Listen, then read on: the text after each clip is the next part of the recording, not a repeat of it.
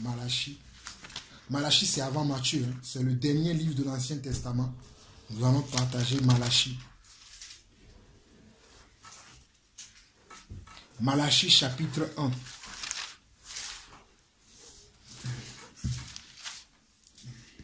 Malachie chapitre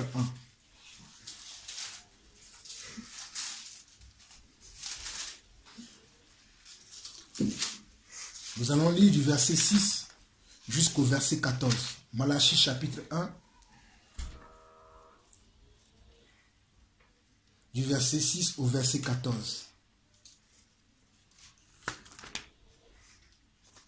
Dans ma Bible, le titre même de ça dans ma Bible, hein, peut-être parce que nous avons tous des versions différentes. Dans ma Bible, il est écrit « Protestation contre sacrificateurs accusés d'avoir méprisé le nom de l'Éternel ». J'ai médité ce livre cette semaine. Je l'ai encore médité même encore hier. Et ma conscience m'a parlé. J'espère que votre conscience vous parlera. Chacun selon sa marche avec le Seigneur. Moi, ma conscience m'a parlé. On nous dit, un fils honore son père et un serviteur son maître. Si je suis père, où est l'honneur qui m'est dû? Si je suis maître, où est la crainte qu'on a de moi? Dit l'Éternel des armées, à vous, sacrificateurs, qui méprisez mon nom et qui dites, en quoi avons-nous méprisé ton nom? Avant de continuer, gardons un doigt ici, allons dans 1 Pierre. Parce que vous allez dire que certains d'entre nous penseront que ce message-là concerne ceux qui enseignent. Parce qu'à l'époque, Dieu s'adressait directement à ceux-là qui étaient sacrificateurs, qui recevaient comment? Qui recevaient les sacrifices devant le portique, qui recevaient les sacrifices devant le tabernacle, ou bien qui faisaient le sacrifice dans le tabernacle. Mais Apocalypse même, allons dans Apocalypse d'abord, Apocalypse chapitre 1. Parce qu'aujourd'hui, nous sommes tous des sacrificateurs pour Dieu. Ce n'est plus celui qui enseigne ou celui qui parle de la part de Dieu qui est simplement le sacrificateur. Mais nous tous, nous sommes des sacrificateurs selon ce que nous allons lire là dans Apocalypse, chapitre 1, le verset 6 qui dit « Et qui a fait de nous un royaume des sacrificateurs pour Dieu son Père. » Bon, on peut lire à partir du verset 4 pour que vous compreniez le verset 6. On nous dit « Jean, aux 7 églises qui sont en Asie, que la grâce et la paix vous soient données de la part de celui qui vient, et de la part des 7 esprits qui sont devant son trône. Et de la part de Jésus-Christ, le témoin fidèle, le premier-né des morts et le prince des rois de la terre, à celui qui nous aime, qui nous a délivrés de nos péchés par son sang, et qui a fait de nous.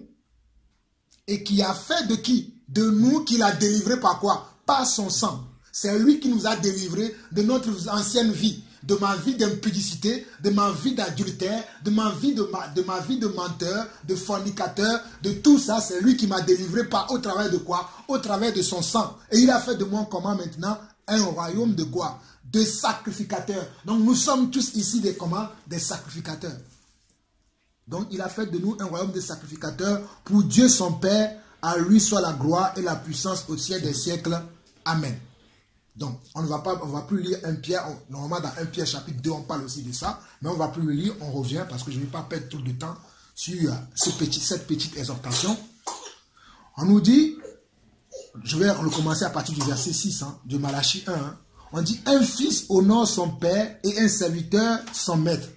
Normalement, un enfant que tu as doit t'honorer. Et un serviteur fait quoi? Il honore comment? Son maître. Si son maître lui dit, apporte-moi un verre, il apporte un verre. Il ne ramène pas un papier, un essuie-tout à la place du verre qu'on lui a demandé. Si on lui dit, ramène-moi une chaise, il ne va pas ramener une table. C'est ça, honorer son maître. Ok. Si je suis père, où est l'honneur qui m'est dû? Si je suis maître, où est la crainte qu'on a de moi? Dit l'Éternel des armées, à vous, sacrificateurs, qui méprisez mon nom. Donc nous sommes tous ici sacrificateurs et nous méprisons le nom de Dieu. Vous allez comprendre pourquoi je dis que nous méprisons le nom de Dieu.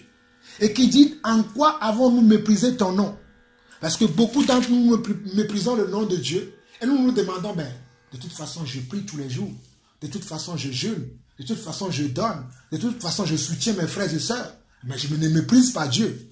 Continuons dans la lecture. Vous offrez sur mon autel des aliments impurs et vous dites en quoi t'avons-nous profané?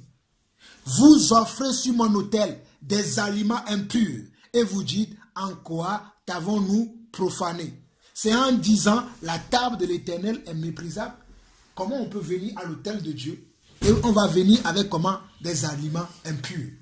Des aliments impurs, c'est quoi? Ce sont les aliments que Dieu n'apprécie pas, que Dieu n'a pas dit de lui offrir ces genres de types d'animaux. Mais il y a des gens qui venaient à l'autel de Dieu et ramenaient ça. Vous avez dit, quel est le rapport avec nous? Le rapport avec nous, c'est que nous aussi, nous venons devant Dieu. Comme je l'ai dit tout à l'heure, nous venons peut-être pas de retard. Si Dieu nous donne rendez-vous à 14 h, nous venons à 15 h. Si Dieu nous dit de prier peut-être 30 minutes, on prie 10 minutes. Si Dieu nous dit de se consacrer, on ne se consacre pas du tout. Mais puisqu'on a quand même la foi dans le cœur, on se dit, puisque j'ai de la foi, même si je ne me consacre pas, je ne suis pas en train de mépriser Dieu. Mais Dieu, lui, il le voit comme comment? Comme un mépris. Même ce que je vous dis, Dieu m'a reproché ça à moi-même. Je ne vous dis pas n'importe quoi. Dieu m'a reproché ça à moi-même.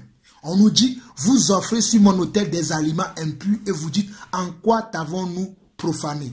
C'est en disant, la table de l'Éternel est méprisable. Quand vous offrez en sacrifice une bête aveugle, n'est-ce pas mal? Dieu me veut entièrement pour 2 heures. Moi, j'ai dit, non, Seigneur, j'ai prié 2 minutes, c'est bon. Mais Dieu veut que je prie peut-être pendant 2 heures. Peut-être pendant que je vais prier pendant 2 heures, là, Dieu va me faire prier pour une situation de la sœur, un tel à un tel endroit, d'un frère à un tel endroit, d'une communauté à un tel endroit, ou bien Dieu va me mettre dans le cœur une révélation. Mais moi, j'ai prié 2 minutes, j'ai dit, c'est bon. N'est-il pas, comment, un sacrifice ou une bête aveugle que j'offre au Seigneur? Ou bien Dieu te met dans le cœur, donne 50 € au frère un tel, parce que Dieu connaît sa situation. Tu dis non, mais le frère là, moi j'ai pas envie, parce que tu aimes tellement de l'argent que tu vas voir le frère, tu lui donnes que 15 €. Ou bien tu ne lui donnes même rien. Tu dis, ah, Charles, tu lui dis, mon frère, tu sais que le frère il est dans une situation difficile, mais tu lui dis, mon frère, Dieu se souviendra de toi. Alors que quand Dieu nous a aimés, il est descendu du ciel pour nous montrer son amour. Il a été avec nous. Il nous a montré son amour à comment? En mourant sur la croix. Mais nous ne voulons pas mourir pour nos frères et sœurs. Bon, bien sûr, bien évidemment, qu'on ne va pas aller satisfaire les convoitises de nos frères et sœurs. Mais je sais que j'ai un frère ou bien une sœur. Comme notre sœur, je citerai par le nom parce que nous sommes en train d'enregistrer, qui est tout seul. Ah, je vois la sœur, elle me dit que je suis dans des situations difficiles. Elle me dit ça tout le temps. Moi, je dis, ma sœur, prie! Le Seigneur te pourvoira à tes besoins. Alors que ton compte en banque est bourré d'argent. C'est ça l'amour de Dieu. C'est ça offrir à Dieu quand vous offrez un sacrifice. Gardons un doigt encore ici. Allons dans Romains chapitre 12, verset 1. Romains chapitre 12, verset 1. Romains chapitre 12, verset 1. Romains chapitre 12, verset 1 et 2. Romains chapitre 12, verset 1 et 2 dit quoi? Je vous exhorte donc, frères, par les compassions de Dieu, à offrir vos corps comme un sacrifice vivant, saint, agréable à Dieu, ce qui sera de votre part un culte raisonnable. Ce qui sera de votre part un culte raisonnable. Qu'est-ce que Dieu nous demande? Dieu nous demande que nous offrons notre corps à Dieu. Ce qui veut dire que quand tu offres ton corps à Dieu, rien ne t'appartient. Tout est à Dieu. Quand on dit ton corps, ça veut dire que même ton compte en banque ne t'appartient pas. Même ton frigo qui est à la maison ne t'appartient pas. Bon, cela ne veut pas dire que le frère ou la soeur qui va venir doit manger comme quelqu'un qui vient de sortir de prison. Ça, on appelle ça comment? Les serres de table. Tu dois être capable de dire à la soeur aussi, non, ma soeur, ce que tu viens de manger là, c'est bon. Si la soeur ne te comprend pas, c'est elle qui a un problème. Parce qu'il y a des gens, sous prétexte de se cacher derrière l'amour, derrière le mot de disciple-là, ils vont venir chez vous, ils vont faire du désordre. Et quand vous allez les reprendre, oh non, le frère, il a un manque d'amour. Non, je refuse ça. La Bible dit que ce que tu n'aimerais pas qu'on te fasse, toi non plus ne le fais pas aux autres. Mais il y a certaines aujourd'hui qui se cachent derrière, sous ce principe d'amour, dans le corps du Christ, et qui font n'importe quoi là où ils vont. Et ils n'aiment pas qu'on les reprenne. Dès que tu les reprends, oh non, le frère là, il manque d'amour, oh non, la soeur, je suis venu chez lui, j'ai touché juste son jus. Et il dit que non, mon frère, tu viens chez moi, ce n'est pas parce que tu as touché mon jus, mais c'est ce que tu en as abusé que j'ai parlé. Donc parce que tu as abusé, moi je ne dois pas parler que tu as abusé de moi. Serait-ce l'amour? La Bible ne dit-elle pas aussi que si tu as quelque chose contre ton frère, d'aller le lui dire, oh non mais... Non, il faut qu'on nous arrêtions. Et toutes ces choses-là font partie, revenons maintenant dans Malachie, Malachie chapitre 1 que nous étions, toutes ces choses-là font partie des choses que Dieu nous dit que nous ne faisons pas. Il dit, quand vous offrez un sacrifice, une bête aveugle, n'est-ce pas mal? Quand vous offrez une boiteuse ou infime, n'est-ce pas mal? Tout ce que nous faisons pour le Seigneur, nous le faisons mal. Moi, c'est pour le Seigneur que je suis là aujourd'hui. Hein. Ce n'est pas parce que je sais que la sœur amie, elle va... Non, je suis là aujourd'hui parce que c'est pour le Seigneur que je le fais. Donc, si je viens en disant dans la tête, quand je vais venir, bon, je vais faire que 2 minutes parce que moi, je n'ai pas le temps à perdre, je vais rentrer chez moi. Qu'est-ce que je suis en train de faire? Je suis en train de faire comme un mauvais sacrifice. Mais si je me dis dans la tête, ah, peut-être je vais venir. Quand je viens, je vais apporter quelque chose qui va apporter un plus à l'édification de mes frères et sœurs. Là, je suis en train de faire un bon sacrifice. Et que dans la semaine, je prépare la rencontre de dimanche. Je commence à prier pour que Dieu me donne une direction. Là, je suis en train de... Et croyez-moi, ce que je suis en train de dire, je l'ai vécu moi-même cette semaine. Et ce que je vous partage, c'est ce que j'ai reçu du Seigneur. Même hier, je méditais encore ça. Je connais déjà ces chapitres dans la Bible, mais je l'ai encore remédité. Pour faire quoi? Pour me reconstruire encore dans les... Parce que des fois, on peut oublier. On connaît, mais on peut oublier. Mais à force de reméditer, le Seigneur va nous régler, afin qu'on soit toujours bien réglé. Nous continuons la lecture. Nous étions au verset 9 maintenant. Priez Dieu maintenant pour qu'il ait pitié de nous. C'est de vous que cela vient. Vous recevra-t-il favorablement, dit l'Éternel des armées. Lequel de vous fermera les portes pour que vous n'allumiez pas en vain le feu sur mon autel? Je ne prends aucun plaisir en vous, dit l'Éternel des armées, et les offrandes de votre main ne me sont point agréables. Comment quelqu'un peut faire une offrande à Dieu et Dieu ne va pas agréer son offrande? Ça veut dire que dans le cœur de cette personne-là, il y a quelque chose que Dieu n'aime pas. Comment quelqu'un peut offrir une offrande à Dieu et Dieu va dire, je ne prends aucun plaisir à son offrande? Ça veut dire que l'offrande n'est pas faite d'un cœur sincère. Beaucoup d'entre nous disons que nous venons en Christ, mais nous ne venons pas en Christ sincèrement. Des gens disent qu'ils viennent en Christ parce qu'ils cherchent le mariage. D'autres ils viennent en Christ parce qu'ils cherchent des enfants. D'autres ils viennent en Christ parce qu'ils cherchent un travail. Une fois que Dieu pourvoit aux besoins du travail, du mari, de l'enfant, ils se sont lassés du Seigneur. Tu lui parles du Seigneur, c'est comme non, moi j'ai plus le temps pour le Seigneur. Moi j'ai mon enfant, je dois s'occuper de mes enfants. Je n'ai plus le temps. Mais qui t'a donné l'enfant? Qui garde même le souffle de vie dans la vie de cet enfant? Qui peut même lui retirer le souffle de vie même aujourd'hui? N'est-ce pas Dieu? Mais Dieu ne t'intéresse plus. Quand on te parle de Dieu, oh non, c'est comme si on te saoule avec l'histoire de Dieu. Et beaucoup d'entre nous, nous sommes là. Parce que nous prenons les choses que nous avons comme des acquis. Oh mon frère, je peux te dire que si c'est ton travail, Dieu fera que tu perds ce travail-là. Et c'est là que tu sauras si tu aimes réellement Dieu. Si c'est un mari, Dieu fera que ce mari-là va te déserter d'une manière. Tu vas dire, comment mon mari se transforme comme ça? Parce que tu n'es pas en train de servir Dieu comme il faut. Si c'est ta femme, Dieu fera que ta femme, il te manque du respect, il ne te respecte pas. Parce que tu n'es pas en train de servir Dieu comme il faut. Mais quand tu vas faire ce que Dieu attend de toi, que ce soit ton ménage, que ce soit ton travail, parce que la Bible dit que Dieu dispose favorablement pour celui qui le craint réellement, même ses ennemis en sa faveur. Même celui qui craint Dieu réellement, même ses ennemis lui sont favorables parce qu'il craint Dieu. Mais celui qui ne craint pas Dieu, celui que Dieu ne lui dit rien, Dieu ne s'occupe pas de lui. Ce n'est pas moi c'est la parole qui le dit. On dit, la Bible nous dit dans le livre de 1 Pierre chapitre 3, que Dieu a les yeux dans le ciel. Dieu a ses oreilles ouvertes pour écouter comment? La prière de ceux qui sont... Amen. La prière de ceux qui sont justes. Et le juste pour Dieu, c'est celui qui les craint réellement. C'est celui qui vit selon lui. C'est celui qui réfléchit selon lui. C'est celui qui pense et agit selon lui. Ce n'est pas celui qui a les belles paroles comme moi aujourd'hui. Vous m'écoutez avec les belles paroles là. Est-ce que vous me connaissez? Vous savez qui je suis réellement? Vous savez quel péché j'ai commis dans la semaine? Vous savez même avant de venir ici, vous savez quelles sont les pensées qui sont dans ma tête? Vous n'en savez rien. Mais lui, il sait. C'est pour ça qu'il dit que même vous venez à l'hôtel, mais vous venez, mais vos mains sont impures. Pourtant, quand vous voyez mes mains là, ils sont purs. Mais il y a quelqu'un qui est un scanner. que pendant que nous sommes tous ici, là, il nous scanne tous. Il voit le cœur de chacun d'entre nous. Il sait ce que j'ai dans mon cœur. Il sait même dans 2022, 2042, ce que je vais faire, il sait déjà. Pourtant, je ne l'ai pas. Mais lui, il sait. Et pour m'avertir, il va m'envoyer quoi? Tu es l'Éternel, celui qui me guérit. Tu es l'Éternel, mon guérisseur. Tu envoies ta parole et elle me guérit. Tu es l'Éternel, mon guérisseur. Dieu a toujours guéri avec quoi? Avec sa parole. Il a toujours délivré avec quoi? Avec sa parole. Il a toujours béni avec quoi? Avec sa parole. Souvenez-vous de toutes les histoires que nous voyons dans la Bible. De toutes les histoires que nous voyons dans la Bible. Où les gens étaient malades, où les gens avaient des situations difficiles. Qu'est-ce que Dieu leur a donné? Une parole.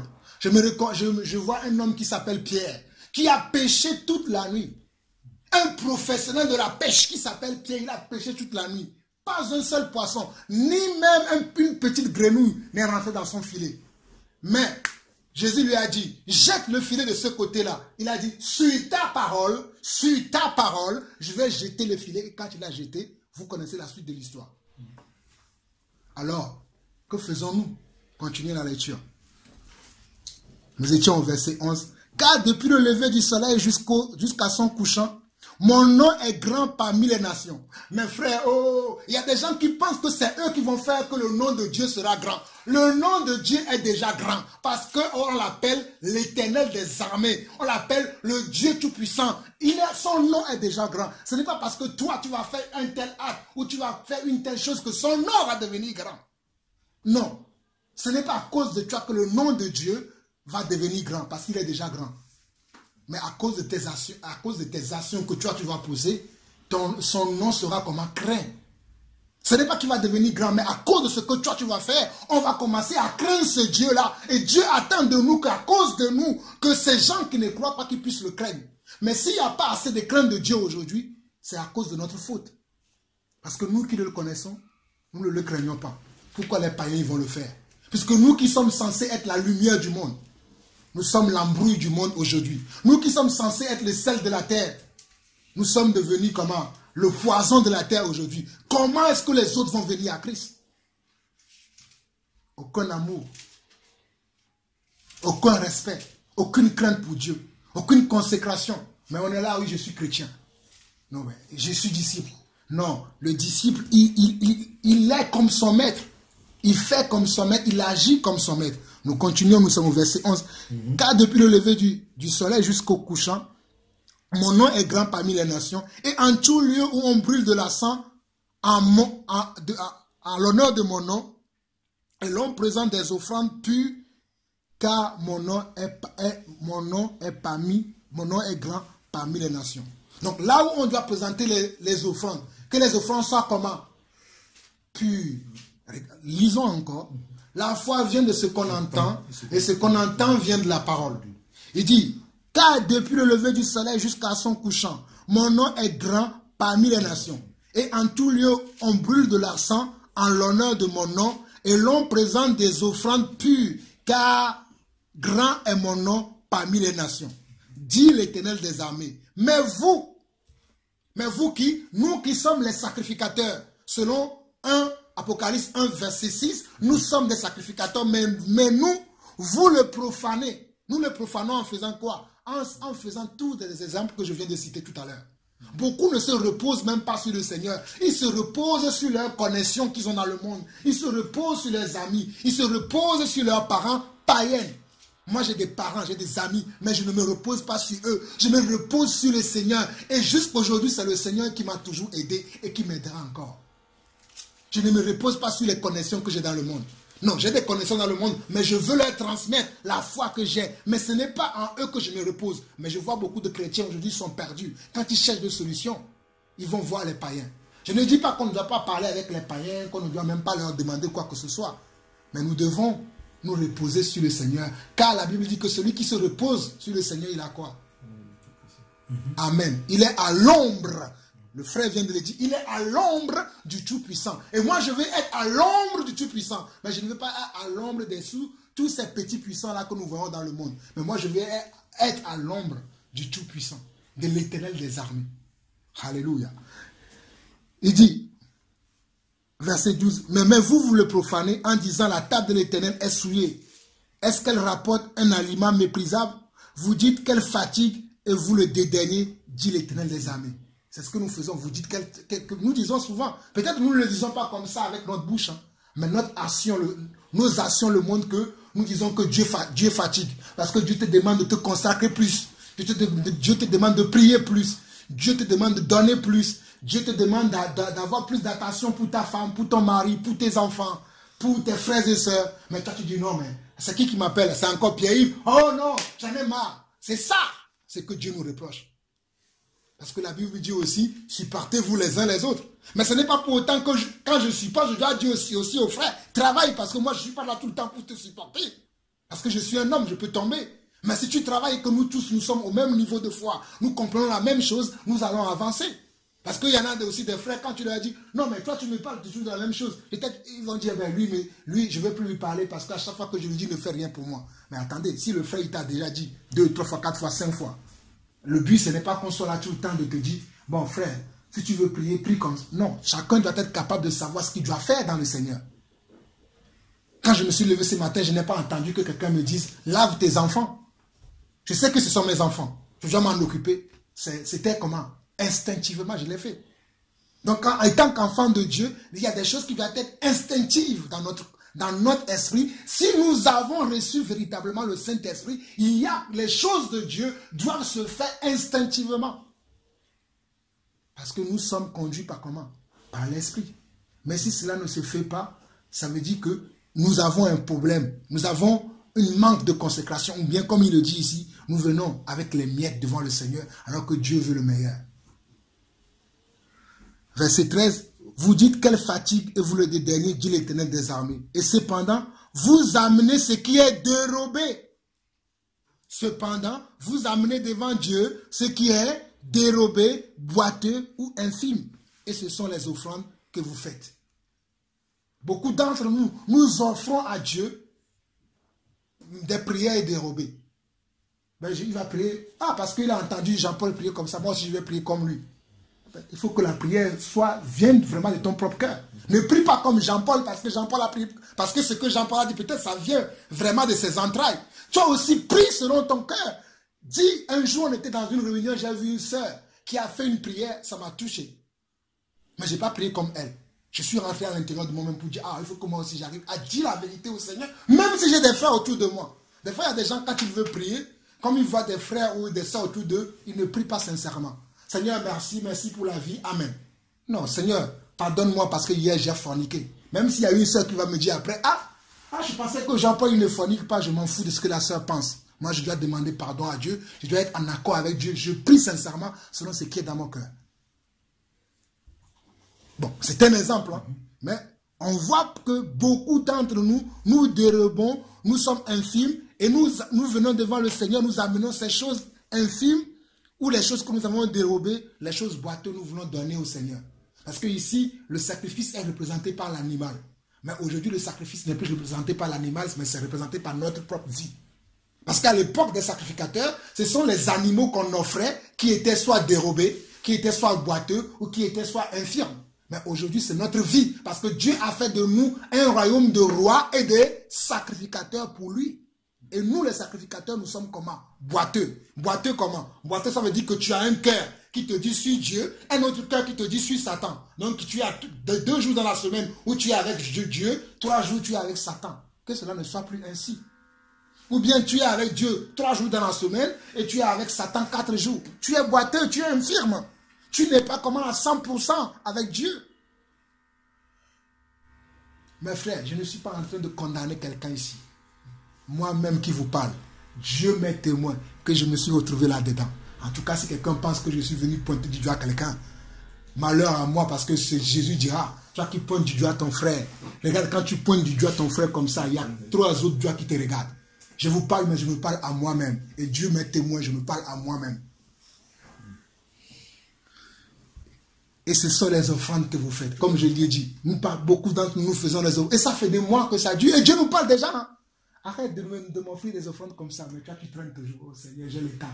Je vais changer demain. Mon frère, demain ne t'appartient pas. Parce que la Bible dit, si aujourd'hui même, tu attends sa voix, n'adoucis pas ton cœur. Parce que Dieu peut te prendre cette nuit. Mais si tu n'as pas pu prendre le temps de pouvoir te réconcilier avec le Seigneur comme cela se doit, et cette nuit il te prend. C'est ainsi que tu vas te retrouver devant le trône. Et il te dira, je ne t'ai jamais connu. Et là tu vas dire, ah, il est méchant. Non, il n'a pas été méchant. Il t'a toujours prévenu.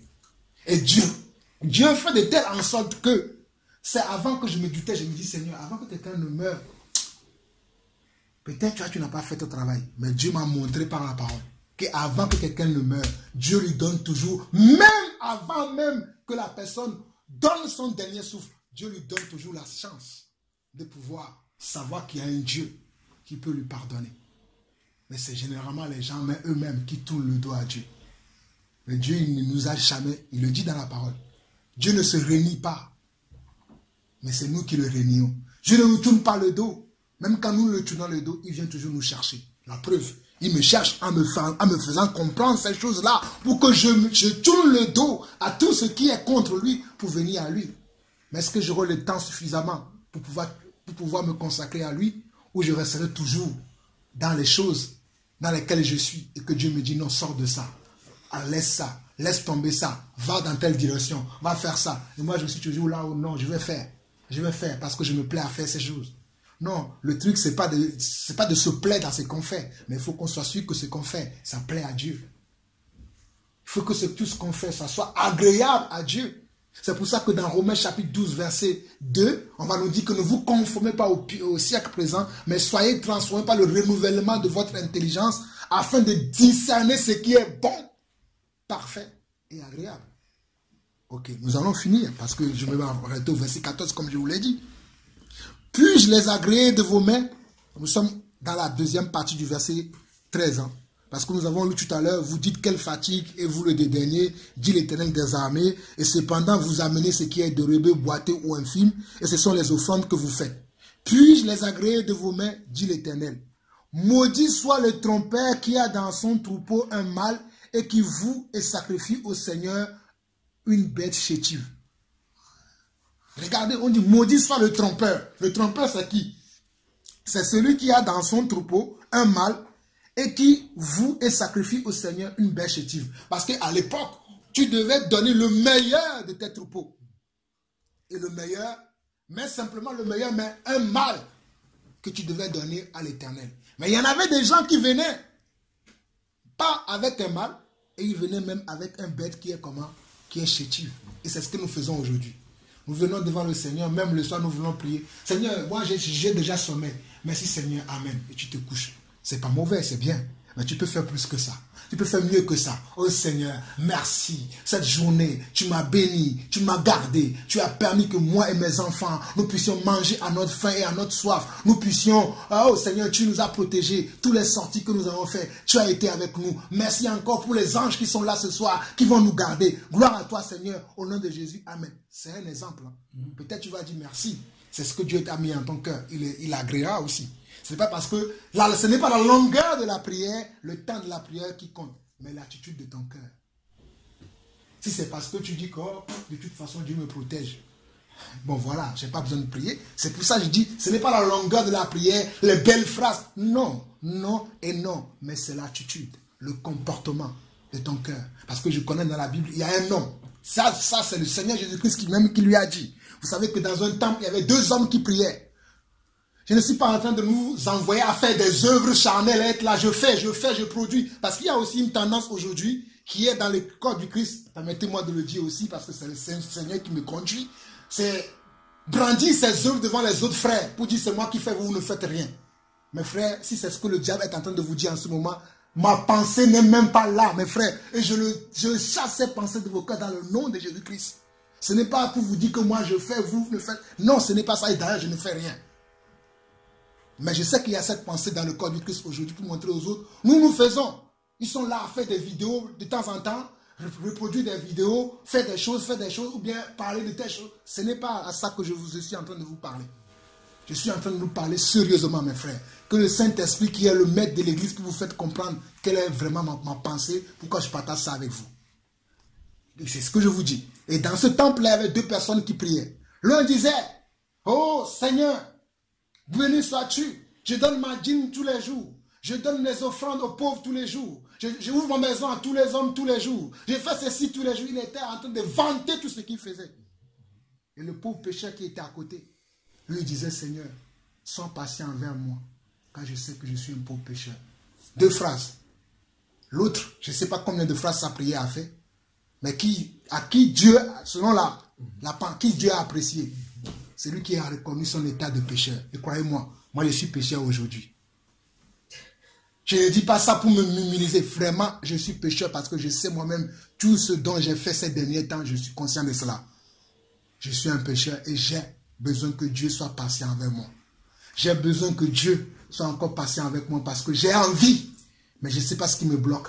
Mais au moins, je sais là où il y a le problème. Et je vais tenir le pan de la robe du Seigneur jusqu'à ce que je sois sûr que là, il n'y a rien qui me bloque. Que mon sac est vide. Là, mon sac est plein. Il faut que je jette beaucoup de choses. Et le Seigneur est au courant. C'est ça le message que je veux partager avec vous. Je finis la dernière phrase du verset 14. Car je suis un grand roi, dit l'Éternel des armées, et mon nom est redoutable parmi les nations. Je le confirme, je sais où nous servons un grand Dieu qui est redoutable, et son nom est grand parmi les nations. Et je ne veux pas qu'à cause de moi, son nom soit méprisé. Je ne veux pas qu'à cause de moi, son nom soit dans la boue. Je ne veux pas qu'à cause de moi, que les gens se moquent de ce Dieu-là. C'est vrai que à cause de moi, peut-être les gens se sont déjà moqués de Dieu. Peut-être aujourd'hui les gens se moquent encore de Dieu à cause de moi. Mais Seigneur, sois apaisé envers moi. Sois apaisé envers moi. Car j'ai cette envie de faire ta volonté en tout temps et en toutes circonstances. J'ai cette envie de faire comme toi tu attends de moi. Et je prie dans le nom de Jésus-Christ que tout ce qui m'empêche d'être cette personne que tu attends de moi, oh Seigneur, s'il te plaît, fais-moi grâce afin que je puisse devenir cette personne que tu attends de moi. Car tu dis selon ta parole que c'est toi qui donnes le vouloir et le faire. Seigneur, je t'ouvre mon cœur aujourd'hui. Nous t'ouvrons nos cœurs aujourd'hui. Donne-nous ce vouloir et le faire afin que nous devenions parfaitement. Oh, cette personne que tu veux que nous soyons. Ces disciples que tu veux que nous soyons. Oh, merci papa. Oh, Père éternel, s'il te plaît, sois apaisé envers ton église. Sois apaisé envers mes frères et sœurs qui sont ici présents. Sois apaisé envers mes frères qui sont ici en France. Sois apaisé envers mes frères qui sont en Île-de-France. Sois apaisé envers ceux-là qui enseignent ta parole. Sois apaisé envers ceux-là, oh Seigneur Dieu, qui sont dans des péchés que je ne peux même pas citer, car tu sondes le cœur de tout le monde. Mais sois apaisé envers chacun d'entre nous. Et montre-nous, Seigneur Dieu, le chemin étroit, ce chemin qui mène vers toi, ce chemin que quand on le trouve, c'est difficile de marcher dessus. Mais Seigneur, s'il te plaît, donne-nous d'avoir la capacité, le courage de suivre ce chemin jusqu'à la fin des temps. Que nous ne nous trompons pas nous-mêmes, pas de quoi que ce soit, mais que nous restons attachés à toi, dans le nom de Jésus-Christ. Amen. C'est tout ce que le Seigneur m'a donné pour aujourd'hui. Je ne sais pas si quelqu'un d'autre a quelque chose à ajouter ou des questions. C'est le moment. Parce que pendant qu'on est là aussi comme ça, c'est le moment de poser des questions, de partager. Si vous avez d'autres choses à partager, moi, ce que le Seigneur m'a donné, c'est ce que je viens de vous livrer en quelques minutes là. Amen. Moi, j'ai une question. Oui. Je sais pas si c'est bien posé.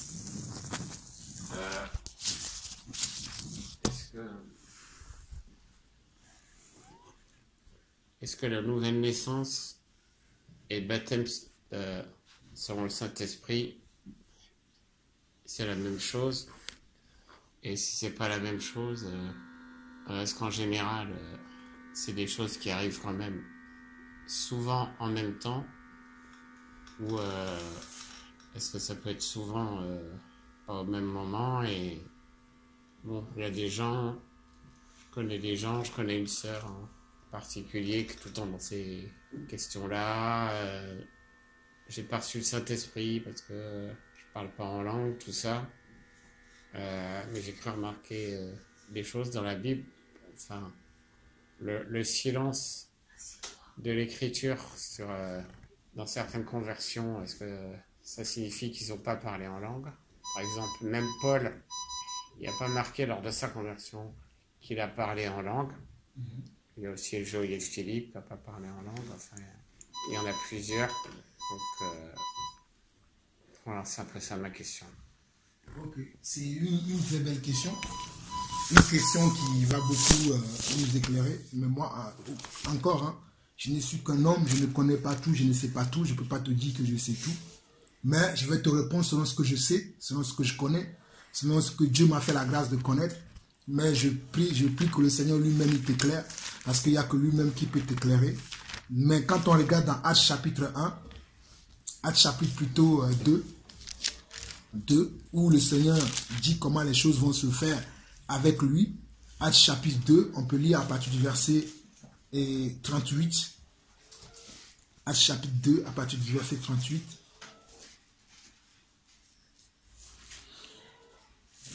Que le Seigneur nous aide vraiment, parce que cette question, je peux t'assurer que cette question est vraiment complexe. J'essaierai de dire le mieux que je sais, mais comme je dis que le Seigneur lui-même il t'éclaire. On nous dit que Pierre leur dit, repentez-vous et que chacun de vous soit baptisé au nom de Jésus-Christ, et à cause du pardon de vos péchés, vous recevrez le don du Saint-Esprit. Si je suis ce qui est écrit ici, ça veut dire que je me répands, parce que c'est quand on se répand qu'on devient enfant de Dieu. Parce qu'il dit que chacun de vous soit baptisé pour le pardon de vos péchés et vous recevrez le don du Saint-Esprit. Donc on voit que je dois me repentir, je reçois le baptême et après je reçois quoi? Le don du Saint-Esprit, si on veut suivre le cheminement de ce qui est écrit ici. Mais dans cette même Bible, dans Actes chapitre 10, c'est là où je dis que Dieu, si tu l'attends à gauche, il peut venir à droite. Si tu l'attends à droite, il peut venir devant. Parce que Dieu fait tantôt d'une manière, tantôt d'une autre. Dans Actes chapitre 10, il y avait des gens que Pierre a rencontrés. C'est-à-dire Corneille, sa famille et ses amis. Et Pierre était uniquement en train de parler avec les gens. Et la puissance de Dieu est descendue sur les gens. Les gens ont commencé à parler en langue. Que veux-tu que je te dise, Pierre? C'est Dieu qui sait. Comment il donne. Je ne peux pas te dire que c'est comme ça, c'est comme ça. Mais quand on voit ce qu'on lit, c'est comme si le cheminement, c'est tu te repens, tu reçois le baptême, et après, le Saint-Esprit vient plus tard. Mais quand on lit Actes chapitre 10, on peut le lire, hein, lisons, comme ça, moi je le connais des cœurs, mais peut-être ce n'est pas évident pour des gens qui ne connaissent pas vraiment la parole, surtout que je suis en train d'enregistrer. On peut lire Actes chapitre 10. Actes chapitre 10.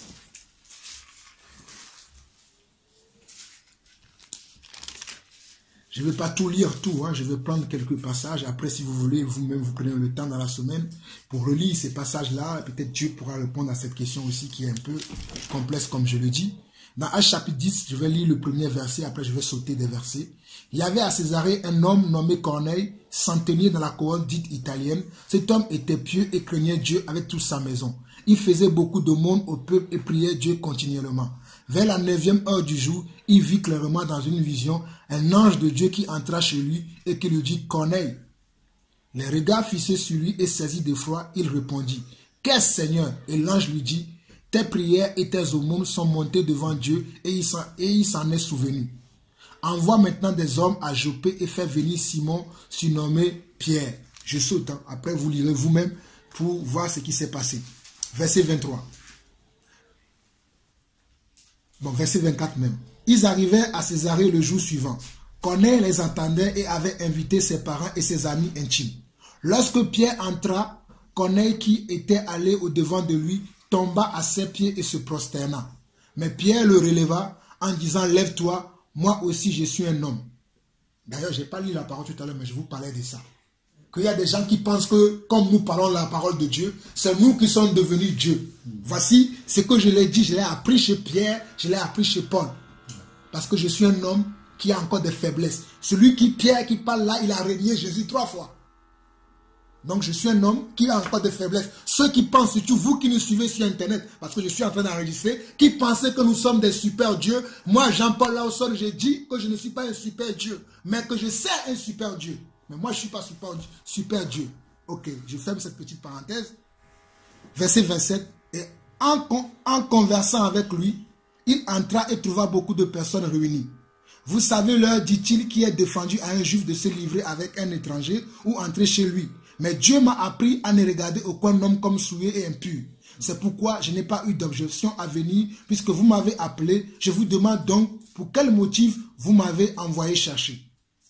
Corneille dit, il y a 4 jours, à cette heure-ci, je priais dans ma maison, à la 9e heure, et voici un homme vêtu d'un habit éclatant se présenta devant moi et dit, Corneille, ta prière a été exaucée et Dieu s'est souvenu de tes aumônes. Envoie donc quelqu'un à Joppé et fais venir Simon, surnommé Pierre. Donc, Corneille va lui raconter comment Dieu lui a dit de lui faire venir chez lui. Maintenant, je vais sauter encore. Pierre a commencé un discours. Arrivons au verset 44, parce que je veux pas, parce qu'il y a encore d'autres versets que je vais lire. C'est pour ça que j'avance, pour ne pas trop tarder. Verset 44, on nous dit, comme Pierre prononçait encore ces mots, c'est-à-dire toutes les paroles que Pierre a prononcées, du verset 32 jusqu'au verset 44, pendant qu'il était en train de parler, on nous dit, comme Pierre prononçait encore ces mots, le Saint-Esprit descendit sur tous ceux qui écoutaient la parole. Tous les fidèles circoncis qui étaient venus avec Pierre furent étonnés de ce que le don du Saint-Esprit était aussi répandu sur les païens, car ils les attendaient parler en langue et glorifier Dieu. Alors Pierre dit, peut-on refuser l'eau du baptême à ceux qui ont reçu le Saint-Esprit aussi bien que nous?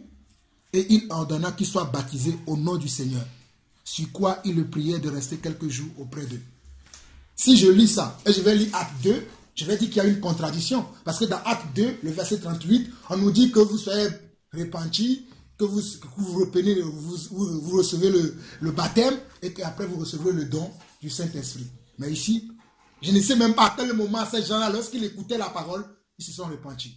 Donc ça veut dire que c'est quoi? C'est une affaire de cœur, et celui qui donne, qui est le grand donneur, qui est Dieu, il voit le cœur des gens, il dit celui-là, il s'est déjà réparti dans son cœur. Paf, je lui donne le Saint-Esprit. Celui-là, peu importe, Dieu fait comme il veut. Je ne peux pas te dire qu'il fait comme ça, il fait comme il veut. Comme je dis, moi j'ai beaucoup fait d'erreurs dans le passé. Avant je pensais, parce que j'ai lu aussi dans la parole, que Pierre a imposé les mains aux gens ont reçu le Saint-Esprit. Donc du coup, quand les gens me disaient ça, je dis, viens, je vais t'imposer les mains, tu vas recevoir le Saint-Esprit.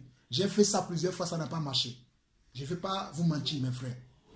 Donc du coup, pour ne pas me ridiculiser encore devant les gens, je ne fais plus ça. Je dis, priez vous-même que le Seigneur vous donne le Saint-Esprit.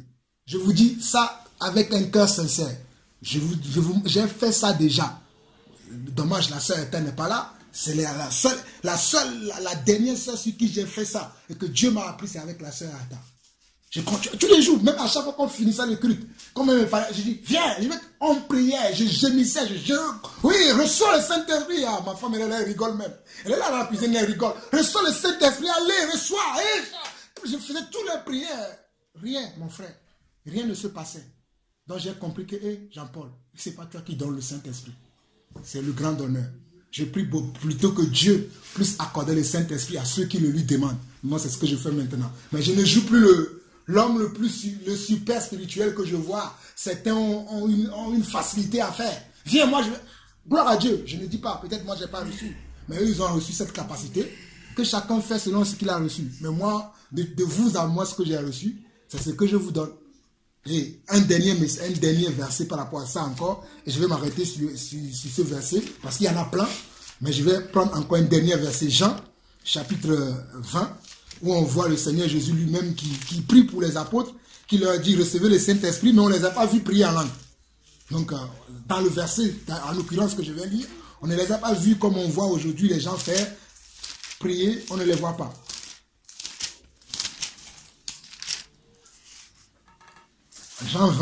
Jean chapitre 20.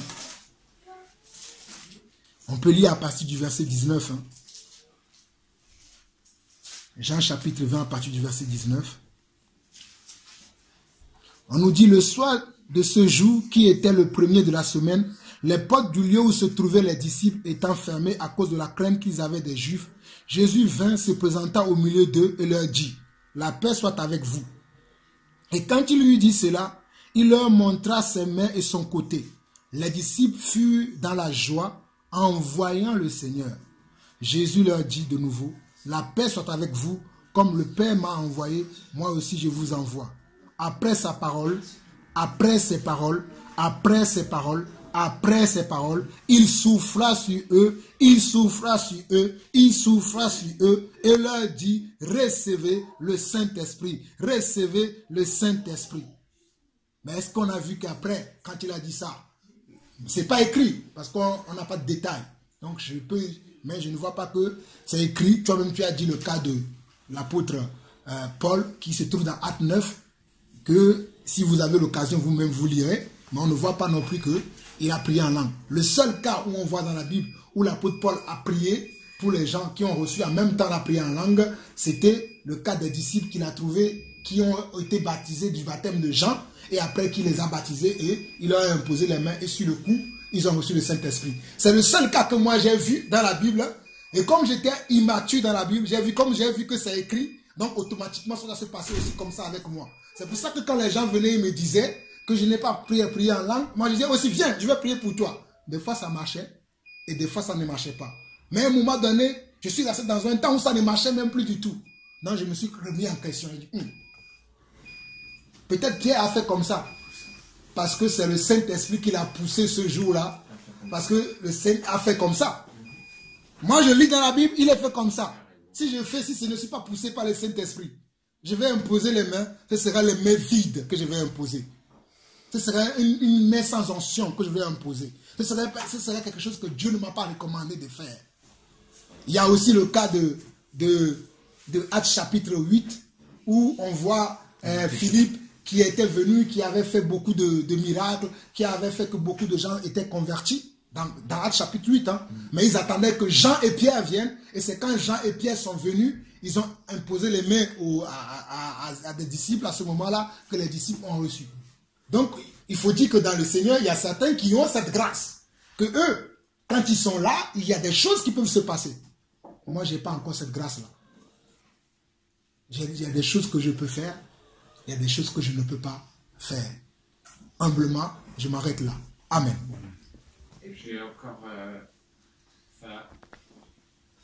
je voudrais approfondir encore un peu, disons, donc, faut bien distinguer en fait le Saint-Esprit quand on se repent de ses péchés, qu'on reconnaît que Jésus est Seigneur.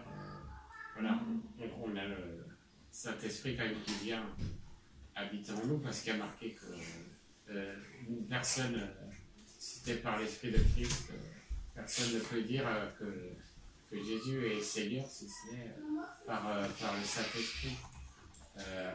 Il faut distinguer, donc recevoir le Saint-Esprit pour se repentir, et le baptême ou effusion du Saint-Esprit, la puissance en fait du Saint-Esprit, parce que et puis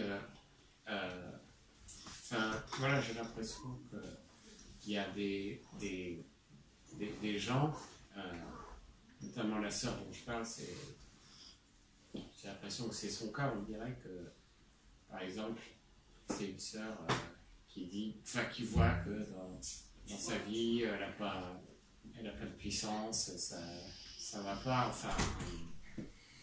elle croit en Jésus, mais ça n'a pas l'air de pour elle de produire le moindre résultat dans sa vie, et dit c'est parce que je ne suis pas baptisé du Saint-Esprit, mais on a l'impression qu'elle pense que si elle est baptisée du Saint-Esprit, elle sera super spirituelle du matin au soir et du soir au matin, sans faire d'effort, quoi.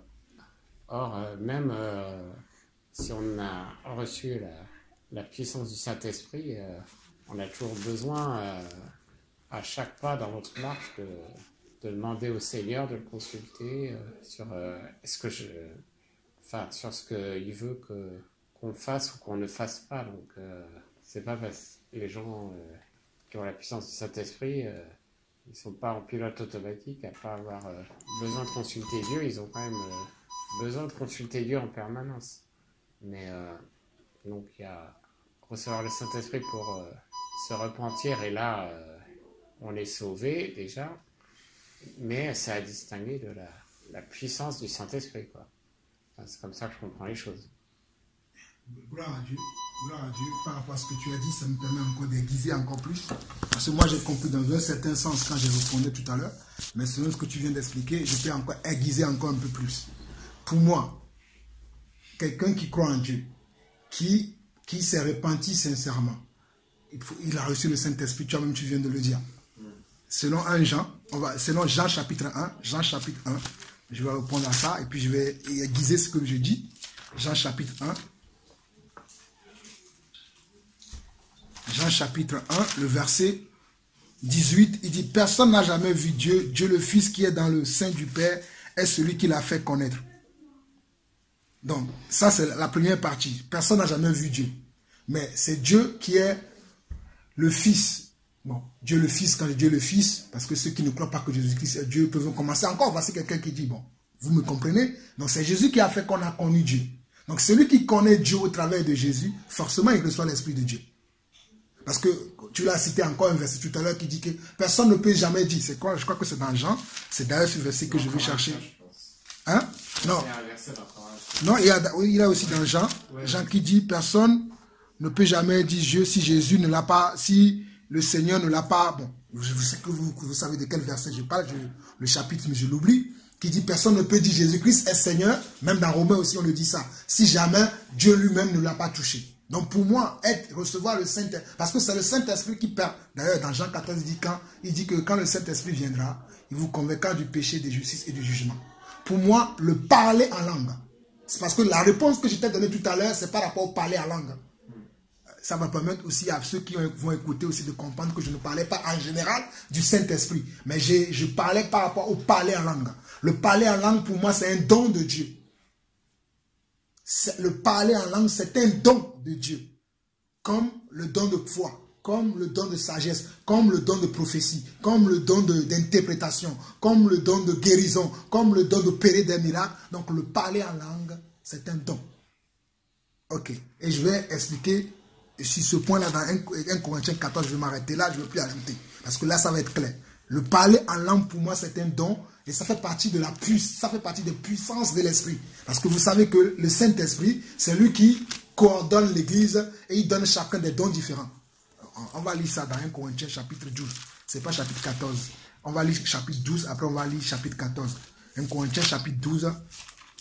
Rapidement, hein, parce que j'ai vu que Anne aussi a levé la main pour poser une question. Il faut que chacun puisse poser ses questions. Mais si vous voulez comprendre plus ces choses-là, j'ai fait un enseignement déjà sur les dons de l'esprit, sur le parler en langue, qui est sur mon... on a fait ça hein, déjà, hein, qui est sur la chaîne Jean-Paul Lawson. Tu peux aller écouter où là, il y a beaucoup plus de précision. Mais bon, là, je vais donner de la précision. Mais si tu veux encore plus, il faut suivre ces enseignements-là pas à pas et tu vas mieux comprendre. Dans 1 Corinthiens chapitre 12, on nous dit, pour ce qui concerne les dons spirituels, je ne veux pas, frère, que vous soyez dans l'ignorance. Vous savez que lorsque vous étiez païen, vous vous laissez entraîner vers les idoles muettes selon que vous étiez conduit. C'est pourquoi je vous déclare que personne, s'il parle par l'Esprit de Dieu, ne dit Jésus est anathème. Et que personne ne peut dire Jésus est le Seigneur si ce n'est pas le Saint-Esprit. Verset que tu as dit tout à l'heure. Donc, ça veut dire que quelqu'un qui dit que Jésus-Christ est Seigneur, il a le Saint-Esprit. Sans aucun doute. C'est pour ça que tout à l'heure, je vous disais, faites attention à YouTube. Parce que sur YouTube, il y a des gens qui disent que si tu ne parles pas en langue, tu n'as pas le Saint-Esprit. Je connais beaucoup de frères que pour eux, ils ont une grande révélation. Si tu ne parles pas en langue, tu n'as pas le Saint-Esprit. Mais quand on va arriver à 1 Corinthiens 14, là, vous allez comprendre entre moi et eux qui disent la vérité. Mais on voit ici qu'on nous dit que personne ne peut dire Jésus est Seigneur si ce n'est pas quoi? Le Saint-Esprit. Ok. Verset 4. Il y a diversité de dons, mais le même esprit. Diversité de ministères, mais le même Seigneur. Diversité d'opérations, mais le même Dieu qui opère tout en tous. Il y a diversité de... Par exemple, moi, l'opération ou bien le ministère que Dieu m'a donné dans le corps du Christ, ce n'est pas le même ministère que le frère Alain. Ce n'est pas le même ministère que le frère Patrick. Ce n'est pas le même ministère que le frère Pierre-Yves. Ce n'est pas le même ministère que le frère Intel. Nous avons reçu des ministères différents. Mais nous avons pour chef le même qui est quoi? Le Saint-Esprit. C'est lui qui nous a distribué chacun selon ce que lui il veut. mais nous travaillons pour un même chef qui est le Saint-Esprit. On dit, or à chacun, la manifestation de l'Esprit est donnée pour l'utilité commune. À chacun, cette manifestation de l'Esprit que Dieu a mis en nous est donnée pour un but commun. Par exemple, si moi j'ai reçu le don de miracle, c'est pour que si quelqu'un tombe malade au milieu de nous, que je viens et je prie pour lui pour qu'il y ait un miracle. Ce n'est pas pour que je puisse m'enorgueillir comme on voit sur les chaînes de télévision aujourd'hui. On leur donne des micros. Dis ce que le Seigneur est à faire. Et lui aussi il va être là. On va le mélanger dans tous les sens. Et on va croire que c'est lui qui est le grand prophète. Vous ne me verrez jamais faire ce genre de choses. Quand des fois je parle, vous ne me croyez pas. Mais je vous garantis que le dimanche dernier, je vais ramener ici une vidéo, vous allez voir. Nous étions en train de parler, prier comme ça. Les gens étaient en train de tomber comme ça. C'est enregistré, ça chez moi à la maison. Mais j'ai jamais publié ça sur YouTube. Parce que le but, c'est pas ça. D'ailleurs, pour les gens qui se sont tombés ce jour-là, il y avait même des gens qui vomissaient. Je ne vous mens pas. Je vais vous montrer la vidéo. Comme ça, vous-même, vous allez voir. J'étais là, comme ça, en train de prier. Les gens sont en train de tomber. Mais je n'ai pas montré ça. Je ne sais même pas ce qui s'est passé ce jour-là. Je suis incapable de vous dire ce qui s'est passé. Mais Dieu agit tantôt d'une manière, tantôt d'une autre. Mais je ne l'ai jamais publié sur Internet. La vidéo, elle est là. C'est dommage que je ne l'ai pas, mais je l'ai dans mon ordinateur. Je peux vous le montrer, vous allez voir. Donc, Dieu nous donne un don, ce n'est pas pour qu'on puisse enorgueillir, je prie pour que l'autre, j'ai telle puissance. Non, ce n'est pas ça le but. Bon, bref, pour répondre à ta question. Maintenant, donc, en effet, l'un a l'esprit, verset 8, de 1 Corinthiens 12. En effet, l'un est donné par l'esprit une parole de sagesse, à un autre une parole de connaissance selon le même esprit, à un autre la foi par le même esprit, à un autre le don de guérison par le même esprit, ainsi de suite, ainsi de suite, ainsi de suite, ainsi de suite, jusqu'au verset 28 de 1 Corinthiens chapitre 12, le verset 28, qui dit ceci, 1 Corinthiens chapitre 12, le verset 28, cette question, frère Pierre, tu me la poses plusieurs fois, on a répondu plusieurs fois, j'ai la patience de répondre encore aujourd'hui, mais si tu me poses cette question encore un jour, je ne répondrai pas. Parce que moi, je suis quelqu'un de rigoureux. S'il y a des choses que vous n'arrivez pas à comprendre, que je vous ai déjà dit, que j'ai donné ce que j'ai reçu, demandez au Seigneur. Je ne peux pas faire au-delà de ça. Il dit, et Dieu a établi dans l'église, premièrement les apôtres, deuxièmement les prophètes, troisièmement les docteurs, ensuite ceux qui ont le don des miracles, puis ceux qui ont le don de guérir, de secourir, de gouverner, de parler diverses langues. Donc si on a dans l'église des gens qui ont le don de parler de diverses langues, donc le parler en langue, ce n'est pas le Saint-Esprit, ne confondez pas les choses. Le parler en langue, c'est un don.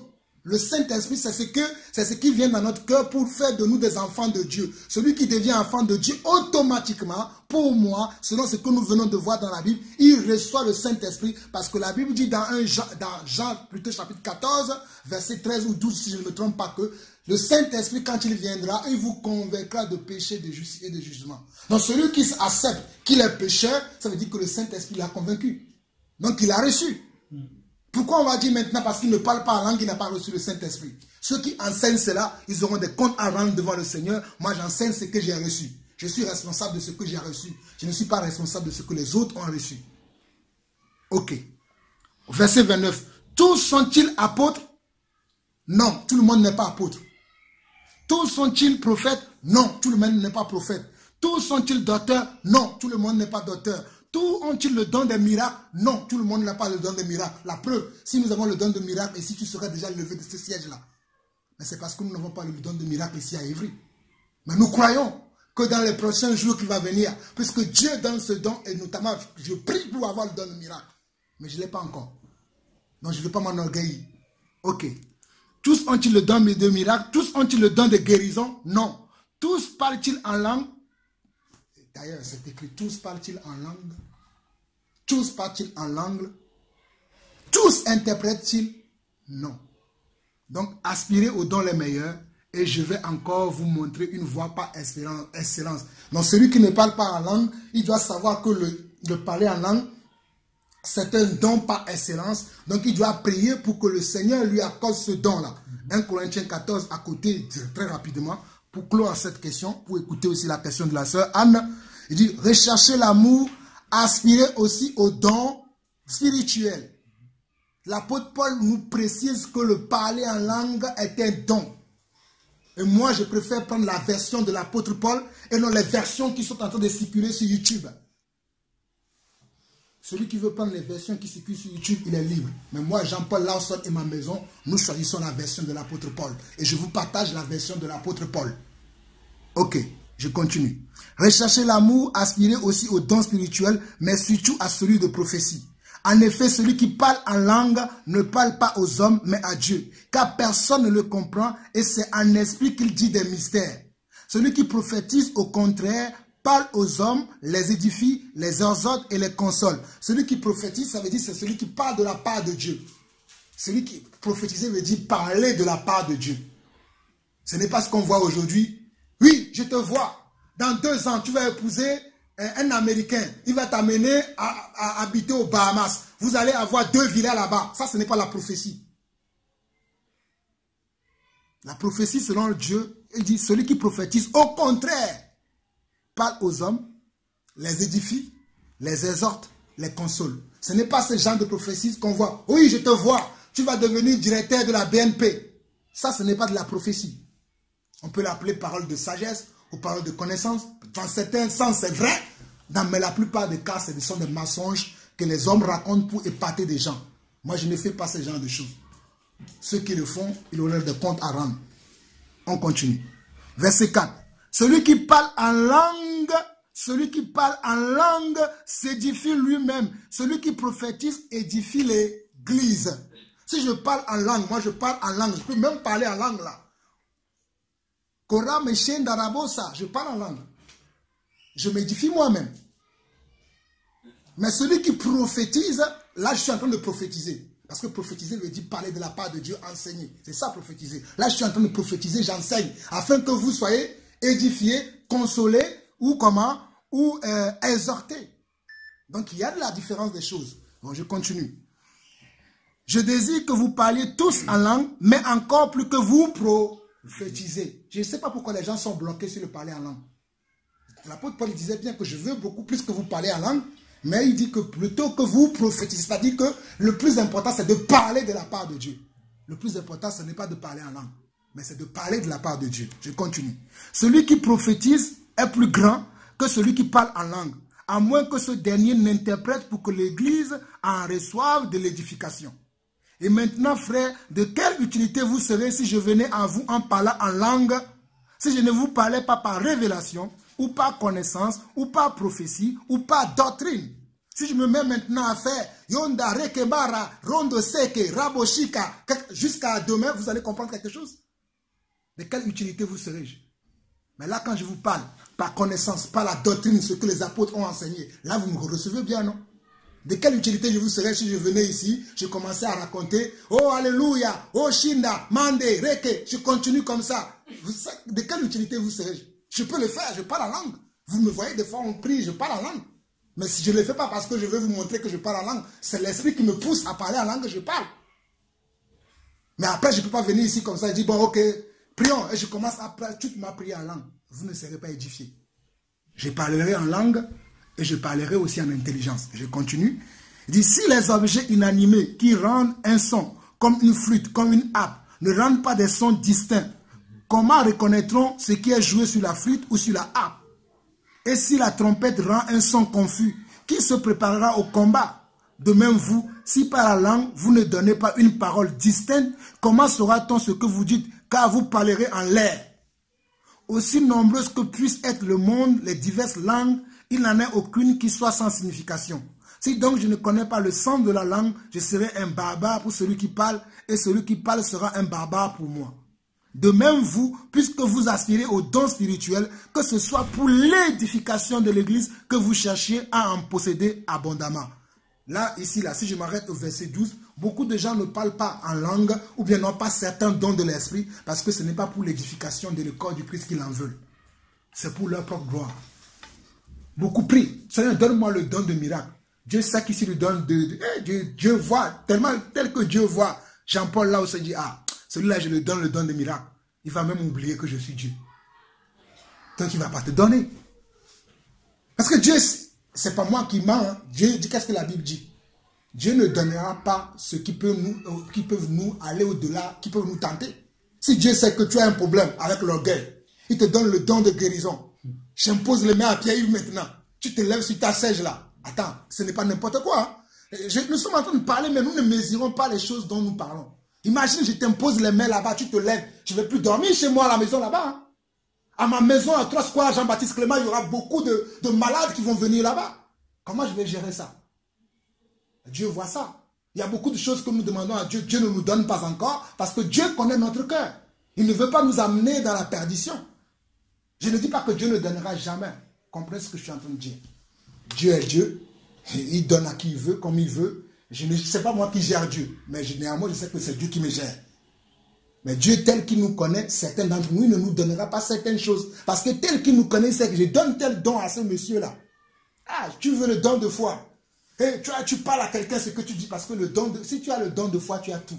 Celui qui a la foi. S'il dit à cette montagne, au fait, le don de foi résout tous les autres dons. Si tu as la foi, tu dis, hey, Anne, lève. Bon, Anne n'est pas une montagne. Tu dis à la Tour Eiffel, déplace-toi de, je ne sais pas, là où il se trouve à Paris, va te mettre à Montparnasse, la Tour Eiffel va se déplacer. Hein. Ce n'est pas moi qui l'invente. En tout cas, j'espère que vous savez que c'est écrit que si je vous envoie de la foi, tu dis à cette montagne, au-delà de là, jette-la dans la main, il va se faire, non? Donc, si j'ai de la foi, je te dis, lève-toi, tu vas te lever. Ça ne veut pas dire que je n'ai pas de la foi. J'ai de la foi. Mais la foi qui ôte les montagnes, je ne l'ai pas. Parce qu'il y a des niveaux de foi aussi. Nous avons tous de la foi ici. Mais il y a une foi qui peut faire déplacer les choses. C'est ça que nous n'avons pas. C'est cette foi-là qui fait partie des dons que Dieu lui-même. Et ça, c'est pour ça que je comprends que ce n'est plus nous qui gérons ça, mais c'est Dieu lui-même qui gère selon son église. Il regarde dans l'église. Lui, tel que je le vois, lui, je vais lui donner le don de foi parce que je sais qu'il est capable de le gérer. Non, lui, tel que je le vois, je lui donne le don de libéralité parce que tel que je le connais, il peut le gérer. Elle, telle que je la vois, je lui donne le don d'interprétation parce qu'elle peut gérer. Après, tu peux aspirer aux autres dons. Mais c'est Dieu qui va décider. Il aspire. Est-ce qu'il en est capable? Je vais vous donner un exemple simple. Tu es directeur d'une société. Dans ta société, tu as plusieurs employés. Il y a un poste qui vient de se libérer. Supposons un poste de manager. Tu vas voir parmi tous tes employés, la personne qui a le profil pour remplacer ce manager d'équipe qui vient peut-être de prendre sa retraite ou bien qui est en arrêt maladie. Tu ne vas pas prendre n'importe qui dans tes employés pour le mettre au poste parce que tu sais très bien que si tu le mets dans ce poste-là, soit il va pas, excusez-moi, soit il ne va pas remplir les conditions, soit il va même peut-être péter un câble parce qu'il ne pourra pas gérer le poste. Eh bien, Dieu fait pareil. Dieu est le sage des architectes. Il est le plus grand des architectes. Il est le grand des grands. Comment Dieu peut te donner un don qui va t'amener dans la perdition? Donc il ne donnera pas. Donc pour finir, vite fait, nous arrivons au verset 13. C'est pourquoi que celui qui parle en langue prie pour avoir le don d'interpréter. Car si je prie en langue, mon esprit est en prière, mais mon intelligence demeure stérile. Que faire donc? Je prierai par l'esprit, mais je prierai aussi avec l'intelligence. Je chanterai par l'esprit, mais je chanterai aussi avec l'intelligence. Autrement, si tu rends grâce par l'esprit, comment celui qui est dans les rangs des simples auditeurs répondra-t-il Amen à ton action de grâce, puisqu'il ne sait pas ce que tu dis? Imaginez que là, je suis là.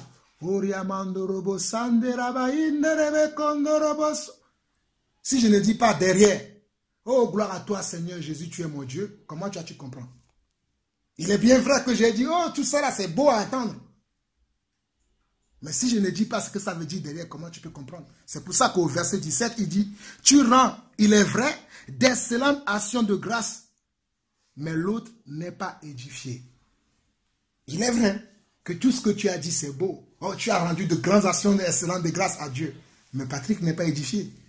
J'ai dit, mais qu'est-ce qu'il raconte même Jean-Paul? Donc, il m'arrive de prier en langue et je vais le faire à voix basse à moi-même. Mais si je le fais à voix haute, je vais dire ce que j'ai dit dans l'esprit. Je vais pouvoir être capable de le dire en intelligence pour que vous puissiez recevoir l'instruction.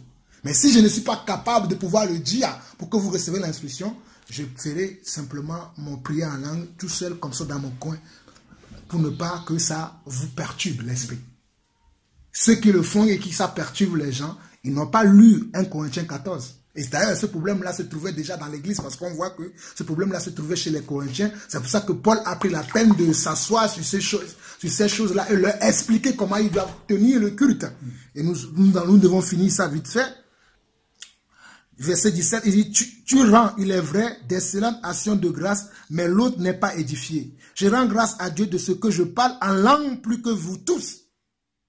Je parle en langue plus que vous tous. Mais dans l'église, oh, j'aime l'apôtre Paul. C'est mon modèle par référence. À part Christ, j'ai au moins 3 modèles dans la Bible que j'aime beaucoup. C'est l'apôtre Paul, à part Christ, hein, l'apôtre Paul, l'apôtre Pierre et l'apôtre Jean. Je lis beaucoup ces gens-là. Ce sont des gens, quand je les lis, ils m'inspirent. Je veux même être comme eux. Ce sont des modèles pour moi, à part Christ. Et le gars, il dit, l'apôtre Paul dit, je rends grâce à Dieu de ce que je parle en langue plus que vous tous. Il n'a pas dit, je parle, il dit, je rends grâce. Il s'humilie encore. Parce que ce n'est pas grâce. Je n'ai pas demandé à Dieu de... C'est Dieu qui m'a donné le parler en langue. Il dit, je rends grâce. Et le parler en langue, je ne l'ai pas demandé. Hein. J'ai reçu le parler en langue quand j'étais encore au Togo. Même dans la fornication, Dieu m'a permis d'avoir le parler en langue. J'étais dans ma chambre, je priais et j'ai commencé à parler d'autres langues comme ça. Je ne comprenais pas ce que je disais. C'est plus tard, quand j'ai été instruit par le Seigneur de la parole, que j'ai compris que c'était la prière en langue que j'ai reçue. À cette époque-là, j'avais 2 copines. Mais Dieu m'a fait grâce. Je ne suis pas en train de me glorifier. Frère, comprenez bien ce que je suis en train de dire. Cela ne veut pas dire que je vous dis que bon, allez avoir des copines dans le monde, peu importe, Dieu va vous donner des dons. Oh. Satan n'a rien de moi. Ce n'est pas ce que je suis en train de dire. Je vous dis quelque chose qui s'est passé dans ma vie. À cette époque-là, je n'étais pas aussi sanctifié ou bien sur le chemin, dans le chemin de la vérité comme aujourd'hui. Mais Dieu m'a fait la grâce de recevoir la prière en langue. Je ferme cette petite parenthèse, j'avance. Je rends grâce à Dieu. Je sais qu'il y en a des gens qui vont dire non, ce n'est pas la prière en langue, que c'est la parole des démons. Moi, je sais ce que j'ai reçu. Je ferme encore cette petite parenthèse. Amen. Je rends grâce à Dieu de ce que je parle en langue plus que vous tous. Mais dans l'église, j'aime mieux dire 5 paroles avec mon intelligence afin d'instruire aussi les autres que 10 000 paroles en langue. C'est ce que j'ai l'habitude de faire. Je vous assure que je peux prier. Je peux tenir dans une prière en langue pendant 2-3 heures. Mais lorsque je suis avec vous, je ne fais pas ça. Mais si je suis chez moi, demandez à mes enfants. Même mes enfants, ils m'imitent des fois pour parler en langue. J'aime beaucoup prier, beaucoup plus en langue parce que c'est la prière qui est efficace. Ce n'est pas moi qui rencontre n'importe quoi, puisque l'apôtre Paul dit, il est vrai que tu rends des actions de grâce plus excellentes. Et dans Romains chapitre 8, ici on comprend, hein, je vais lire un dernier passage, on dit, mais dans l'église, j'aime mieux dire 5 paroles avec mon intelligence, dans l'église. C'est-à-dire, quand tu dis dans l'église, ça veut dire dans la communion, dans la communauté de frères, comme on est là aujourd'hui. Là. Je ne peux pas être là. Imaginez, depuis qu'on a commencé le culte là, si je vous parlais en langue, qu'est-ce que vous aurez retenu? Mais il y a quelques paroles en langue qui sont sorties tout à l'heure. Ce ne sont que 5 paroles en langue. Je suis comme mon modèle, l'apôtre Paul. Romains 8, verset 26, il dit quoi? Et là, je vais m'arrêter là et on va écouter la question de Anne. C'est pour que ça soit... J'ai déjà passé dessus. Ouais. Ah, gloire à Dieu. Amen. On est vraiment conduit par l'esprit. Tu vois, Anne n'en a même plus besoin de poser de la question. En expliquant. Vous voyez, c'est pour ça que je vous dis que lorsque le Saint-Esprit conduit quelque chose, c'est mieux. Romains 8, lisons Romains 8, à partir du verset, bon, pour mieux comprendre, hein, pour mieux comprendre, lisons à partir du verset 24. On nous dit, c'est le verset préféré de Patrick, ça, le Romains 8, verset 24. C'est lui qui aime dire ça, car c'est en espérance que nous croyons être sauvés. C'est en espérance. Nous ne sommes pas déjà assis à côté de Dieu, mais en espérance nous le croyons. Merci Seigneur. Il y en a qui pensent qu'ils sont déjà assis là-bas. Tout ce que tu leur as dit, non, c'est pas comme ça, c'est comme ceci, c'est comme cela. Non, même nous-mêmes, on n'est pas encore assis là-bas. Mais on espère qu'on va s'asseoir avec lui un jour. Romains 8, verset 24 dit ceci. Car c'est en espérance que nous sommes sauvés. Or, l'espérance qu'on voit n'est plus espérance. Ce qu'on voit, peut-on l'espérer encore? Mais si nous espérons ce que nous ne voyons pas, nous l'attendons avec quoi? Avec persévérance. Et croyez-moi, ce matin, nous avons beaucoup parlé de persévérance. Et le verset 26, il va dire, de même aussi l'Esprit nous aide dans notre faiblesse, car nous ne savons pas ce qu'il convient de demander dans nos prières. Mais l'Esprit lui-même intercède par des soupirs inexprimables. Et celui qui sonne le cœur connaît la pensée de l'Esprit, parce que c'est selon Dieu qu'il intercède en faveur des saints. Ça m'arrive. Je dis, on va prier. Ça m'est arrivé ici plusieurs fois. Je dis, on va prier pour telle chose. Je commence à prier. Dans le nom de Jésus, nous prions pour la sœur amie. Nous déclarons dans le nom de Jésus que le Seigneur, et puis tout d'un coup, paf, je perds le fil de la prière par l'intelligence et vous attendez quelques paroles en langue. Ça veut dire que c'est l'Esprit qui est venu comment? À mon aide, pour m'aider pour que ma prière soit parfaite. Comme ce qu'on vient de lire là. On dit que, lisons encore, parce qu'il y en a qui vont me dire que non, je raconte n'importe quoi. Pourtant, ce que je viens de lire, c'est écrit noir sur blanc. On nous dit que de même aussi l'Esprit nous aide dans notre faiblesse, car nous ne savons pas ce qu'il convient de demander dans nos prières. Nous pensons que ce que nous demandons, c'est bien. Mais l'Esprit qui sonne le cœur, lui, il sait que ça ne convient pas. Donc, il va prendre la relève, il va te dire, ferme ton intelligence, moi, je vais utiliser mon intelligence à moi maintenant, et tu commences à prononcer des paroles que toi-même, tu ne connais pas le sens. Parce que dans 1 Corinthiens 14, 2, on dit que celui qui parle en langue ne parle pas aux hommes, mais il parle à qui? Il parle à Dieu, car c'est un esprit qui dit des mystères, et c'est Dieu qui comprend ce que tu dis. Mais je vais voir des gens que Dieu n'a pas envoyé, ils vont dire sur YouTube que si tu parles en langue, les gens doivent comprendre ce que tu dis, parce qu'en Acte 2, quand les apôtres ont parlé en langue, les gens ont entendu ce qu'ils disaient. Ce n'est pas la même chose. C'est des sujets différents. Acte 2, c'est le commencement de l'Église. Dieu voulait que les gens soient témoins du commencement de son Église. Donc il a ouvert les intelligences des gens pour que les gens puissent entendre ce que les apôtres disaient. Donc les gens que Dieu n'a pas envoyés, c'est eux qui sont sur YouTube, ils vont dire non, si tu ne parles pas en langue, ou bien si tu ne parles pas un langage de la terre, ce que tu parles c'est le langage des démons. Mais mes frères, regardez vous-même, c'est écrit noir sur blanc que mais l'Esprit lui-même intercède par des soupirs inexprimables. Ce qu'on ne peut pas exprimer, est-ce que ça peut être un langage de la terre? En tout cas, je ne sais pas quelle Bible ils lisent. Moi, je lis la Bible que l'apôtre Paul a écrit. On nous dit que par des soupirs inexprimables. Ça veut dire que c'est quelque chose que tu ne peux pas expliquer.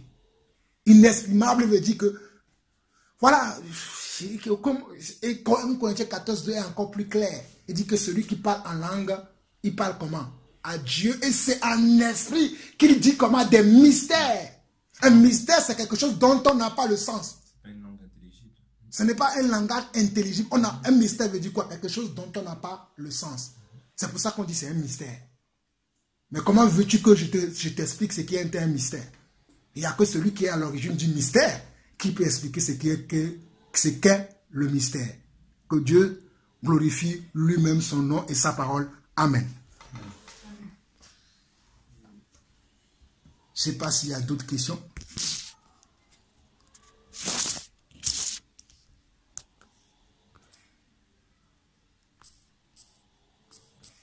N'ayez pas peur, hein. Posez d'autres questions. Hein. S'il n'y en a pas, on arrêtera en l'occurrence l'enregistrement où on priera hein, selon que le Seigneur dispose le cœur de chacun d'entre nous.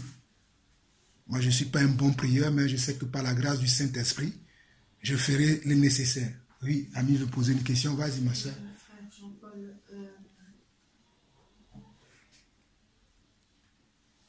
Certaines personnes nous ont des dons, mais ils ne savent pas qu'ils ont ce don-là.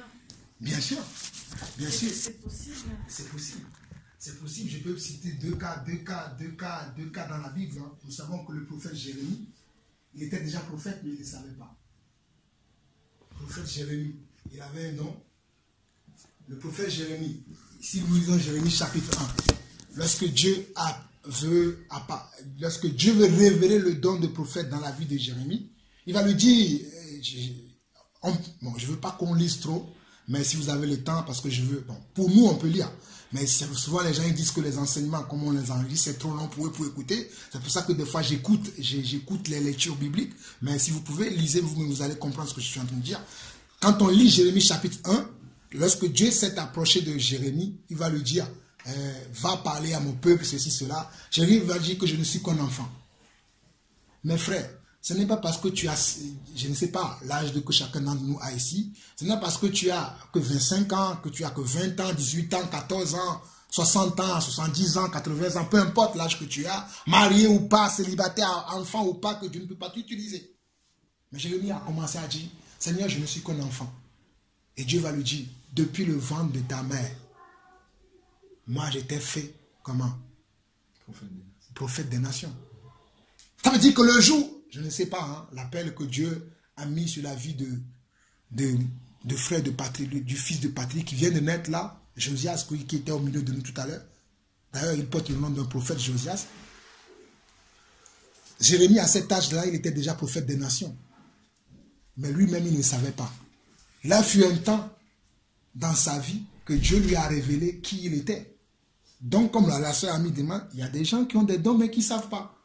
Mais pour savoir qu'est-ce qu'il faut faire, il faut demander à Dieu. Dieu, je peux vous donner un témoignage. Vous connaissez la sœur Herta. Il n'y a que la sœur Ami qui ne la connaît pas et la sœur Lydie. Bon, notre sœur qui vit à Londres, chez qui j'ai eu. La sœur Herta, quand je l'ai connue, elle m'a toujours dit, oui, mon frère, je veux savoir mon don. Je veux savoir mon don. Quel est mon don? Moi, faisant dans le passé des erreurs, disant, oui, peut-être tu es apôtre alors que la personne n'est pas apôtre, j'ai dit, moi, je ne sais pas ton don. Mais prie, le Seigneur te dira. Chaque fois, elle me disait, prie, prie, prie. Là, je vois la sœur, elle prie tellement que pour elle, maintenant, son don, c'est ça, d'intercéder pour les gens. C'est ça. Il prend à cœur les choses des autres. Là, actuellement, nous, on est ici, mais elle n'est pas là avec nous. Elle a parlé en France, hein, mais elle a pris 10 jours dans un endroit là pour se... Les gens ont pour retraite spirituelle. Moi, je n'ai jamais fait ça. Moi, ma retraite spirituelle, c'est juste dans ma maison ou dans le parc derrière chez moi. Je ne suis pas allé déjà très loin pour faire ma... Mais elle a pris un endroit où elle est partie pour prier. Non seulement pour elle-même, pour sa famille. Peut-être certainement qu'aujourd'hui, elle a prié pour nous, j'en sais rien. C'est ça son don. Mais nous, on pense que le don de Dieu, c'est juste être là. Caméra, action, oui. Je vais parler aujourd'hui du voile. Tous les gens qui ne mettent pas le voile, ils vont aller en enfer. Mes frères, s'il vous plaît, moi, je ne suis plus dans ces choses-là. Oui, hier, je faisais ça. Mais aujourd'hui, je n'ai plus le temps. Il faut qu'on dise des choses concrètes aux gens. Les choses qui peuvent aider les gens à avancer pour ne pas tomber dans ces pièges-là. Que d'être là. Oui, ceux qui mettent des talons, ceux qui... Non. Même si je vois une soeur mettre les talons, je vais l'appeler autour de ma soeur. Dieu ne veut pas que tu mettes talons. Je vais beaucoup plus encadrer la soeur dans ce sens-là qu'être là. Non, je n'ai plus le temps pour ça. Si vous voyez mes vidéos depuis quelques années, depuis quelques temps maintenant, moi je ne perds plus mon temps pour ça. Mais c'est le temps maintenant que les gens puissent... C'est pour ça que tout à l'heure je vous parlais de la Bible. Parce que si tout le monde connaissait la Bible, on n'aurait pas besoin de dire n'allez pas ici, n'allez pas là-bas. Mais c'est parce que nous ne lisons pas la Bible. Et même des fois, même tout ce que je viens de lire là, vous allez trouver encore des gens qui vont me dire que je ne dis n'importe quoi. Mais pourtant, tout ce que j'ai dit, j'ai vu avec vous, on a lu dans la même Bible, mais allez voir quelques jours après les commentaires. C'est pour ça que moi, je ne me fie plus aux commentaires des uns et des autres aujourd'hui, mais je me fie aux commentaires du Tout-Puissant. Si lui, il m'approuve, que les autres ne m'approuvent pas, c'est pas important. Donc, c'est ça le plus important. Donc, pour répondre à la sœur d'Ami, on peut recevoir un don de Dieu, ne pas le savoir. Il n'y a pas que le cas de Jérémie, hein, il y a plusieurs personnes dans la Bible. Hein. Même si nous prenons même le cas du prophète Samuel. Le prophète Samuel, lorsqu'il était bébé, déjà, Dieu l'avait... Bon, c'est lui aussi, c'est un prophète, mais Dieu l'avait déjà appelé. Parce que vous savez que sa mère, qui était la femme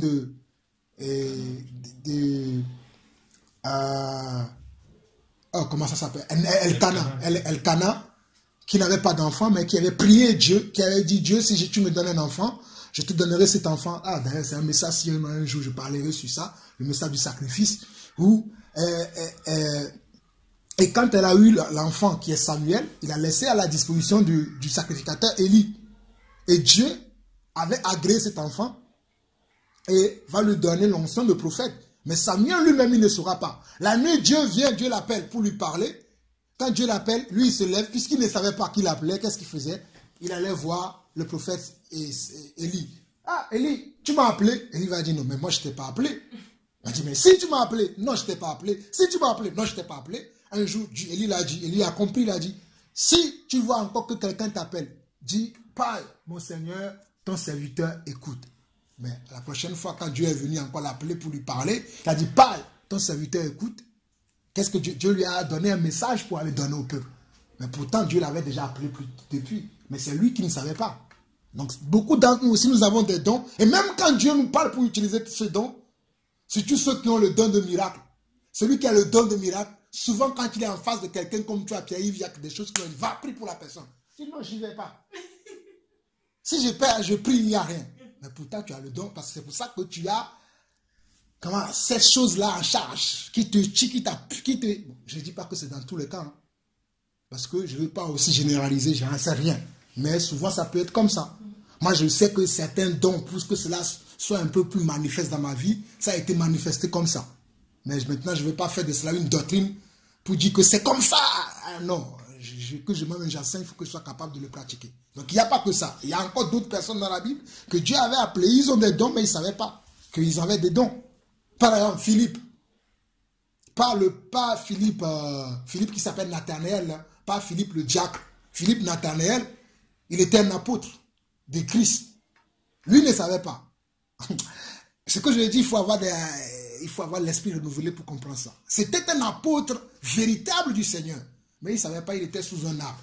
C'était André qui est venu le chercher pour lui dire que non, nous avons trouvé le Messie dont on nous parlait. Le Messie qui devait arriver, nous l'avons trouvé. Philippe a dit non, qu'est-ce que tu me racontes là? Tu as trouvé le Messie? Non, non, non. Il a dit, viens, on va aller.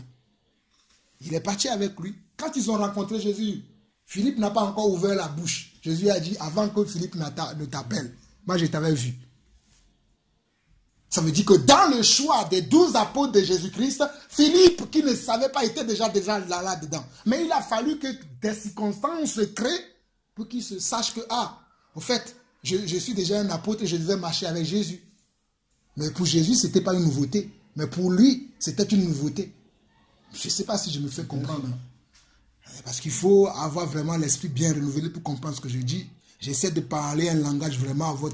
Des fois, je me demande est-ce que j'enseigne bien. Voilà, je ne sais pas. C'est pour ça que je dis faut...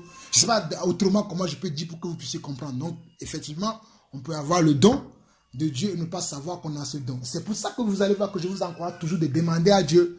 Moi, tous les dons que j'ai demandé à Dieu. C'est Dieu qui m'en a confirmé que, effectivement, tu as ce don-là. Je ne me suis pas entendu que, bon, c'est parce qu'un tel m'a dit que tu as ce don. C'est vrai qu'il y a souvent, plusieurs fois, je suis arrivé dans les endroits où j'ai prié pour les gens. On m'a dit, tu vois, ça se voit que, franchement, Dieu t'a appelé pour prêcher l'évangile. Il y a beaucoup de gens qui m'ont dit ça. Mais il y a quand même des moments dans ma vie où j'ai eu des doutes. Que je me suis dit, Seigneur, si tu m'as appelé vraiment pour prêcher l'évangile, pourquoi j'ai du mal à faire ceci, pourquoi j'ai du mal à faire cela, et j'ai arrêté tout. Je voulais être sûr que Dieu m'a vraiment appelé à prêcher l'évangile. Et là, Dieu m'a montré, par plusieurs étapes de ma vie, pour me prouver que, moi j'étais appelé. Depuis, j'étais appelé. Ça, c'est mon cas. Maintenant, je ne vais pas le généraliser pour tout le monde. C'est pour ça que chacun doit demander à Dieu pour sa vie. Moi, j'ai demandé pour mon cas. Ne pas me tromper moi-même, enseigner alors que Dieu ne m'a pas appelé à enseigner. Et je sais aussi comment je dois enseigner. Quelles sont mes limites dans l'enseignement. Et Dieu ne m'a pas appelé à être chef d'une église 50 ans. Moi, Dieu m'a appelé à être un prêcheur de l'évangile ambulant. Moi, je suis un prêcheur de l'évangile ambulant. Je ne suis pas un prêcheur de l'évangile comme certains, ils sont là. Ils ont des gens avec eux. Ils leur prêchent l'évangile. Ils sont là avec eux 50 ans. Non, moi, je viens à un endroit, je trouve des gens, je dois leur enseigner tout ce que Dieu m'a enseigné. À un moment donné, Dieu va me dire, c'est bon, tu arrêtes là, c'est bon, je vais m'arrêter. Hein. Je ne vais pas vous dire, oh non, c'est pour ça que tout le temps, je vous dis que même ici, ça va s'arrêter. Ça ne va pas dire que quand ça va s'arrêter, je ne vais plus non plus venir du tout ici. Non, je vais venir. Mais je ne viendrai plus tous les dimanches. Parce que le but, ce n'est pas ça. Le but, c'est de nous enseigner, nous tous, pour savoir quel est le don que nous avons reçu, pour qu'à notre tour, nous puissions aller faire le travail. Mais si je suis là avec vous, imaginons que nous sommes là tous les jours pendant 40 ans. Et c'est quoi l'utilité? Jésus a été avec les disciples pendant 40 ans? Non. Mais est-ce que cela veut dire aussi que chacun d'entre vous, vous allez enseigner? Probablement pas, non. Mais peut-être tu vas être amené peut-être à aller voir les malades dans les hôpitaux. C'est en cela que tu seras heureux. Peut-être tu seras là à prier pour nous. Pour que nous puissions, quand nous parlons, que nous puissions parler toujours de la part de Dieu. Peut-être tu seras là, peut-être à donner. Par exemple, là j'ai des gens qui m'ont demandé des Bibles. Je peux le faire tout seul. Je disais ça à partir que je vais en parler dimanche, qu'il y a des gens qui m'ont demandé des Bibles, pas ici en France, en Afrique, comme vous savez qu'on le fait souvent. On le fait ici en France, on le fait aussi en Afrique. Donc les gens m'ont demandé des Bibles et je dois envoyer au moins une trentaine, cinquantaine de Bibles. Est-ce que quelqu'un veut donner pour ça? Et quand je dis quelqu'un, si c'est 1 euro que tu as, tu donnes. Si tu n'as pas envie de donner, ne donne non plus. Mais voilà. Donc peut-être quelqu'un peut dire, moi je veux même payer que tous les 30. Parce que, bon, quand je dis ça, je ne suis pas en train de forcer quelqu'un à faire quelque chose. Mais c'est un exemple que je donne, que c'est comme ça. Moi j'apprends aux autres ce que je fais. C'est comme ça que moi je vois le christianisme. Je ne vois pas le christianisme, on est là assis. Il y a un frère qui nous enseigne. Quand le frère n'est pas là, il n'y a pas culte. C'est ça dans certaines communautés aujourd'hui. Le frère qui enseigne, quand il n'est pas là, il n'y a pas culte. Donc quand il n'est pas là, Dieu n'est plus là. Quand le pasteur n'est pas là, il n'y a pas culte. L'assistant pasteur, il ne peut pas prêcher. Pourquoi il est assistant pasteur alors? Mais vous, ces choses-là ne vous choquent pas. Moi, ça me choque. On l'appelle assistant pasteur. Il assiste le pasteur. Le pasteur n'est pas là, il ne peut pas prêcher. On ferme l'église. On attend que le pasteur revienne.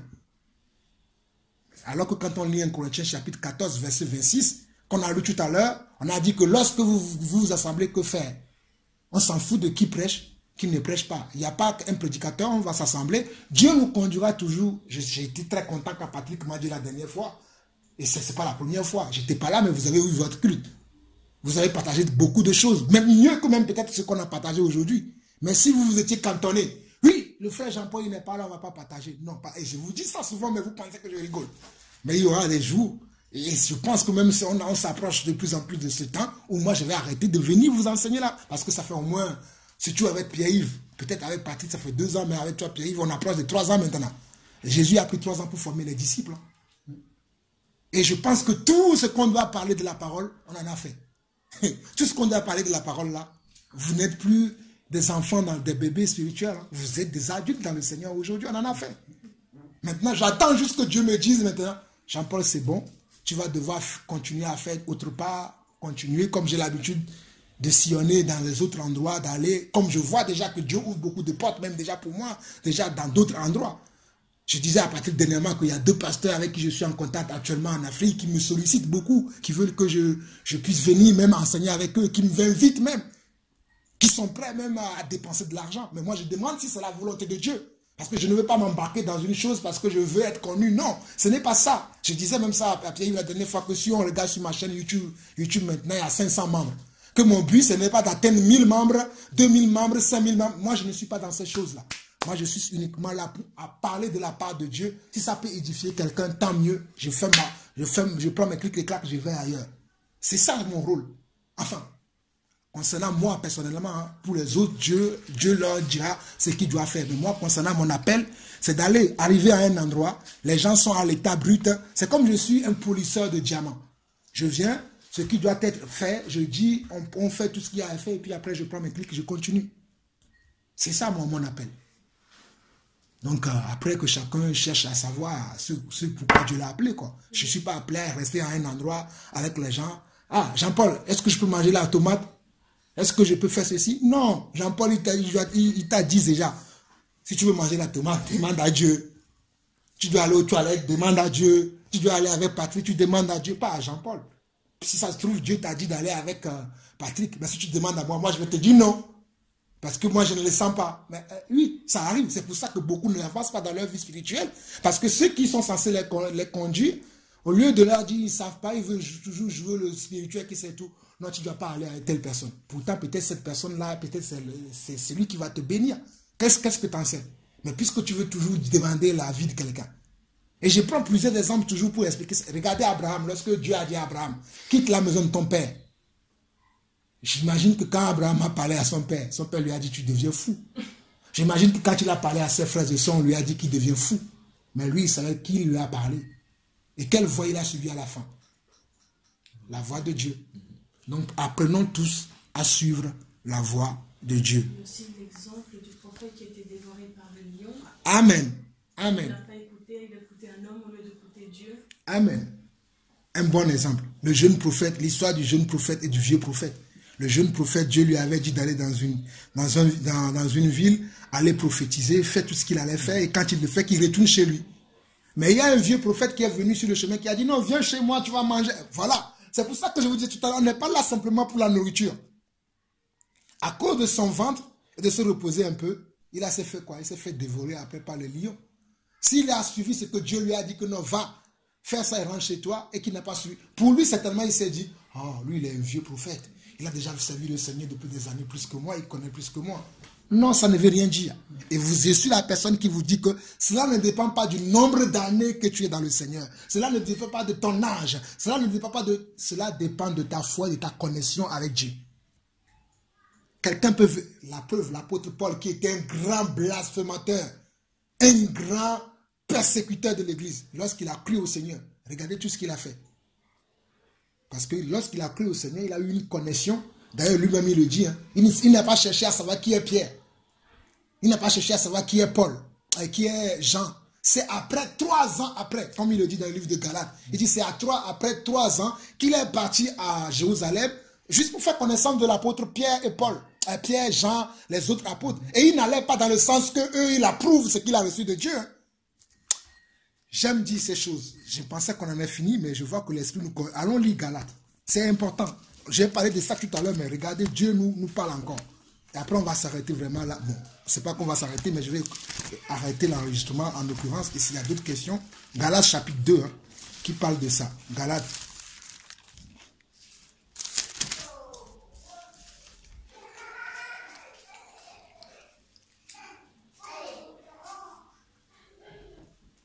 Avant même de lire Galates chapitre 2, on peut lire Galates chapitre 1 à partir du verset 10. Après, on va lire le début du chapitre 2. Après, je vous conseille. Moi, je m'inspire beaucoup de ces livres-là. Après, vous-même, si vous avez le temps, lisez-les, vous allez comprendre beaucoup de choses. Galates chapitre 2, chapitre 1 à partir du verset 10. Et maintenant, est-ce la faveur des hommes que je désire ou celle de Dieu? Moi non plus, je ne cherche pas la faveur des hommes, mais je cherche celle de Dieu. Est-ce que je cherche à plaire aux hommes? Si je plaisais encore aux hommes, je ne serais pas serviteur de Christ. Je vous déclare, frère, que l'évangile qui a été annoncé par moi n'est pas de l'homme. Car je ne l'ai ni reçu, ni appris d'un homme. Il a appris de qui alors? De Dieu lui-même. Mais nous voulons apprendre des hommes aujourd'hui. Quand tu dis aux frères et sœurs aujourd'hui que non, Dieu peut vous enseigner. Oh non, non, non, non, il faut que j'aille à l'église. Regardez quelqu'un, un homme que Dieu a appris la parole. Car je n'ai ni reçu ni appris d'un homme, mais par une révélation de Christ. Vous avez su en effet quelle était autrefois ma conduite dans le judaïsme, comment je persécutais à outrance et ravageais l'église de Dieu, et comment j'étais plus avancé dans le judaïsme que beaucoup de ceux de mon âge et de ma nation, étant animé d'un zèle excessif pour les traditions de mes pères. Mais lorsqu'il plut à celui qui m'avait mis à part, regardez, il a mis comment? Mis à part, dès le sein de ma mère, et qui m'a appelé par sa grâce, de révéler en moi son Fils, afin que je l'annonce parmi les païens. Aussitôt, je ne constitue ni la chair, ni le sang. Je ne constitue ni la chair, ni le sang. Je veux dire que je n'ai pas été déstabilisé. Je n'ai pas été demandé à Jean-Paul, est-ce que tu crois que je suis prophète? Est-ce que tu crois que je suis apôtre? Est-ce que tu crois que j'ai le don de guérison? J'ai le don de langue? J'ai le don de... Non, il n'a pas constitué ni la chair, ni le sang. Dieu lui a parlé, il en est convaincu, il est parti. Et je ne montais point, lui-même il le dit, je ne montais point à Jérusalem vers, oh my God, vers ceux qui furent apôtres avant moi. Nous aujourd'hui quand Dieu nous parle, on veut demander à Jean-Paul, Jean-Paul, qu'est-ce que tu penses de ça? Voici la preuve qu'on n'a pas besoin. Je ne dis pas qu'on ne peut pas demander conseil, vous ne comprenez pas autrement aussi. On peut demander conseil, on peut demander à comprendre des choses, mais ne nous appuyons pas sur les gens. Appuyons-nous sur qui? Sur Christ. Il dit, et je n'ai monté point à Jérusalem vers ceux qui furent apôtres avant moi, mais je partis pour l'Arabie. Puis je reviens encore à Damas. 3 ans plus tard, je montai à Jérusalem pour faire la connaissance de Céphas et je demeurai 15 jours chez lui. Mais je ne vis aucun autre des apôtres, si ce n'est Jacques, le frère du Seigneur. Donc là, il nous donne même des détails. Lorsqu'il est monté au Jérusalem, il a vu que quoi? Il a vu que Céphas qui est Pierre et il a vu aussi Jacques qui est le frère du Seigneur. Jacques qui est le frère. Vous savez que l'apôtre Jacques qui est le frère du Seigneur, Jésus, c'est-à-dire après Jésus, Marie a eu d'autres enfants dont Jacques. Et Jude qui a aussi écrit le livre de Jude dans la Bible. Voilà. Donc c'est ce qu'il dit. Dans ce que je vous ai écrit, voici devant Dieu, je ne mens point. J'allais ensuite dans les contrées de la Syrie et de la Cilicie. Or, j'étais inconnu de visage aux églises de Judée qui sont en Christ. Elles avaient seulement entendu dire celui qui autrefois nous persécutait annonce maintenant la foi qui s'efforçait alors de détruire. Et elle glorifiait Dieu à mon sujet. Ça, il a fait ça 3 ans après. Maintenant, dans le 2e chapitre, il dit 14 ans après, 14 ans. Aujourd'hui, les gens, ils croient, ils veulent trouver un prophète qui lui dit, prie. Bon, aujourd'hui, tu as lu tel verset. Lui, tout de suite, il a commencé avec Dieu. Il écoutait Dieu tout le temps. Il marchait avec Dieu tout le temps. Et 14 ans après, je montais de nouveau à Jérusalem avec Barnabas, ayant aussi pris Tite avec moi. Et ce fut après une révélation que j'y montais. C'est-à-dire, Dieu lui a fait une révélation. Il est monté pour exposer cette révélation-là aux autres frères. Et c'est ce que moi aussi je fais. Le jour où j'ai rencontré Patrick, lui-même là, il peut le témoigner. Je me suis séparé de certains frères, il y a eu un temps. Et Dieu m'avait fait une certaine révélation par rapport à nos conduites, comment on doit se conduire. Et j'ai décidé de partager ça avec tous les autres frères. Et j'ai commencé à sillonner encore les autres frères. Et le jour là, quand je suis arrivé, j'exposais cette révélation-là que j'ai reçue du Seigneur. Et le frère Patrick aussi était là. C'est comme ça que j'ai connu le frère Patrick et son épouse. Et son épouse, il était dans la cuisine. Moi, j'étais dans la cuisine en train de faire de mettre les assiettes dans lesquelles on mangeait. On a mangé dans la vaisselle. Et je voyais Sandra, elle faisait tout le temps le tout. Elle m'a dit, ah, c'est toi le frère Jean-Paul, t'habites où? J'habite à Évry. Et c'est comme ça qu'on a fait la connaissance. Et j'ai dit, j'habite à Évry. Et moi, je suis à Évry. Si jamais vous avez des questions, si vous voulez poser des questions, moi, ça ne me dérange pas. On peut se poser des questions. Et c'est comme ça qu'on s'est connus. Et c'est comme ça qu'on s'est connus. Et après, ils avaient des questions, ils m'ont appelé. Ils m'ont posé des questions. Et après, Patrick lui-même, il est là. Hein. Et après, je leur ai dit, si vous souhaitez connaître encore plus davantage, moi, ça ne me dérangerait pas de venir prier avec vous. C'est ainsi que l'église de Koukourone est née. Vous voyez comment je dis les choses des fois pour que vous puissiez comprendre que je n'établis rien. On a parlé comme ça dans une réunion où on s'est vu, on ne se connaît pas, on s'est vu dans une réunion, on a parlé. Après, de fil en aiguille, est-ce que c'est moi qui ai planifié? Je n'ai rien planifié. C'est pour ça que aussi je me dis que ici aussi ça va, parce que je sais que quand j'étais de l'autre côté, où on s'est vu, je disais aussi aux gens, un jour je vais partir. Aussi ceux-ci prenaient ça comme la blague. Je dis, un jour je vais partir. Le jour est arrivé, je suis parti. Quoique je vais encore voir ces personnes-là, comme je vous dis, les apôtres, on voit que les apôtres, bon, je vais finir ce que je dis. Et 14 ans après, je montais de nouveau à Jérusalem avec Barnabas, ayant ainsi pris Tite avec moi. Et ce fut d'après une révélation que j'y montais. Je leur ai exposé l'évangile que je prêche parmi les païens. Je l'ai exposé en particulier à ceux qui sont les plus considérés, afin de ne pas courir ou avoir couru en vain. C'est-à-dire, il veut dire par là qu'il a fait tout ça là.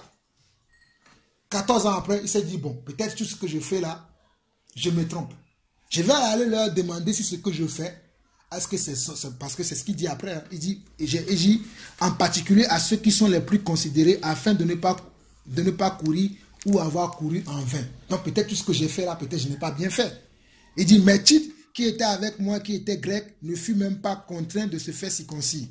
Et cela à cause des faux frères qui s'étaient secrètement introduits et glissés parmi nous pour épier la liberté que nous avons en Jésus-Christ avec l'intention de nous asservir.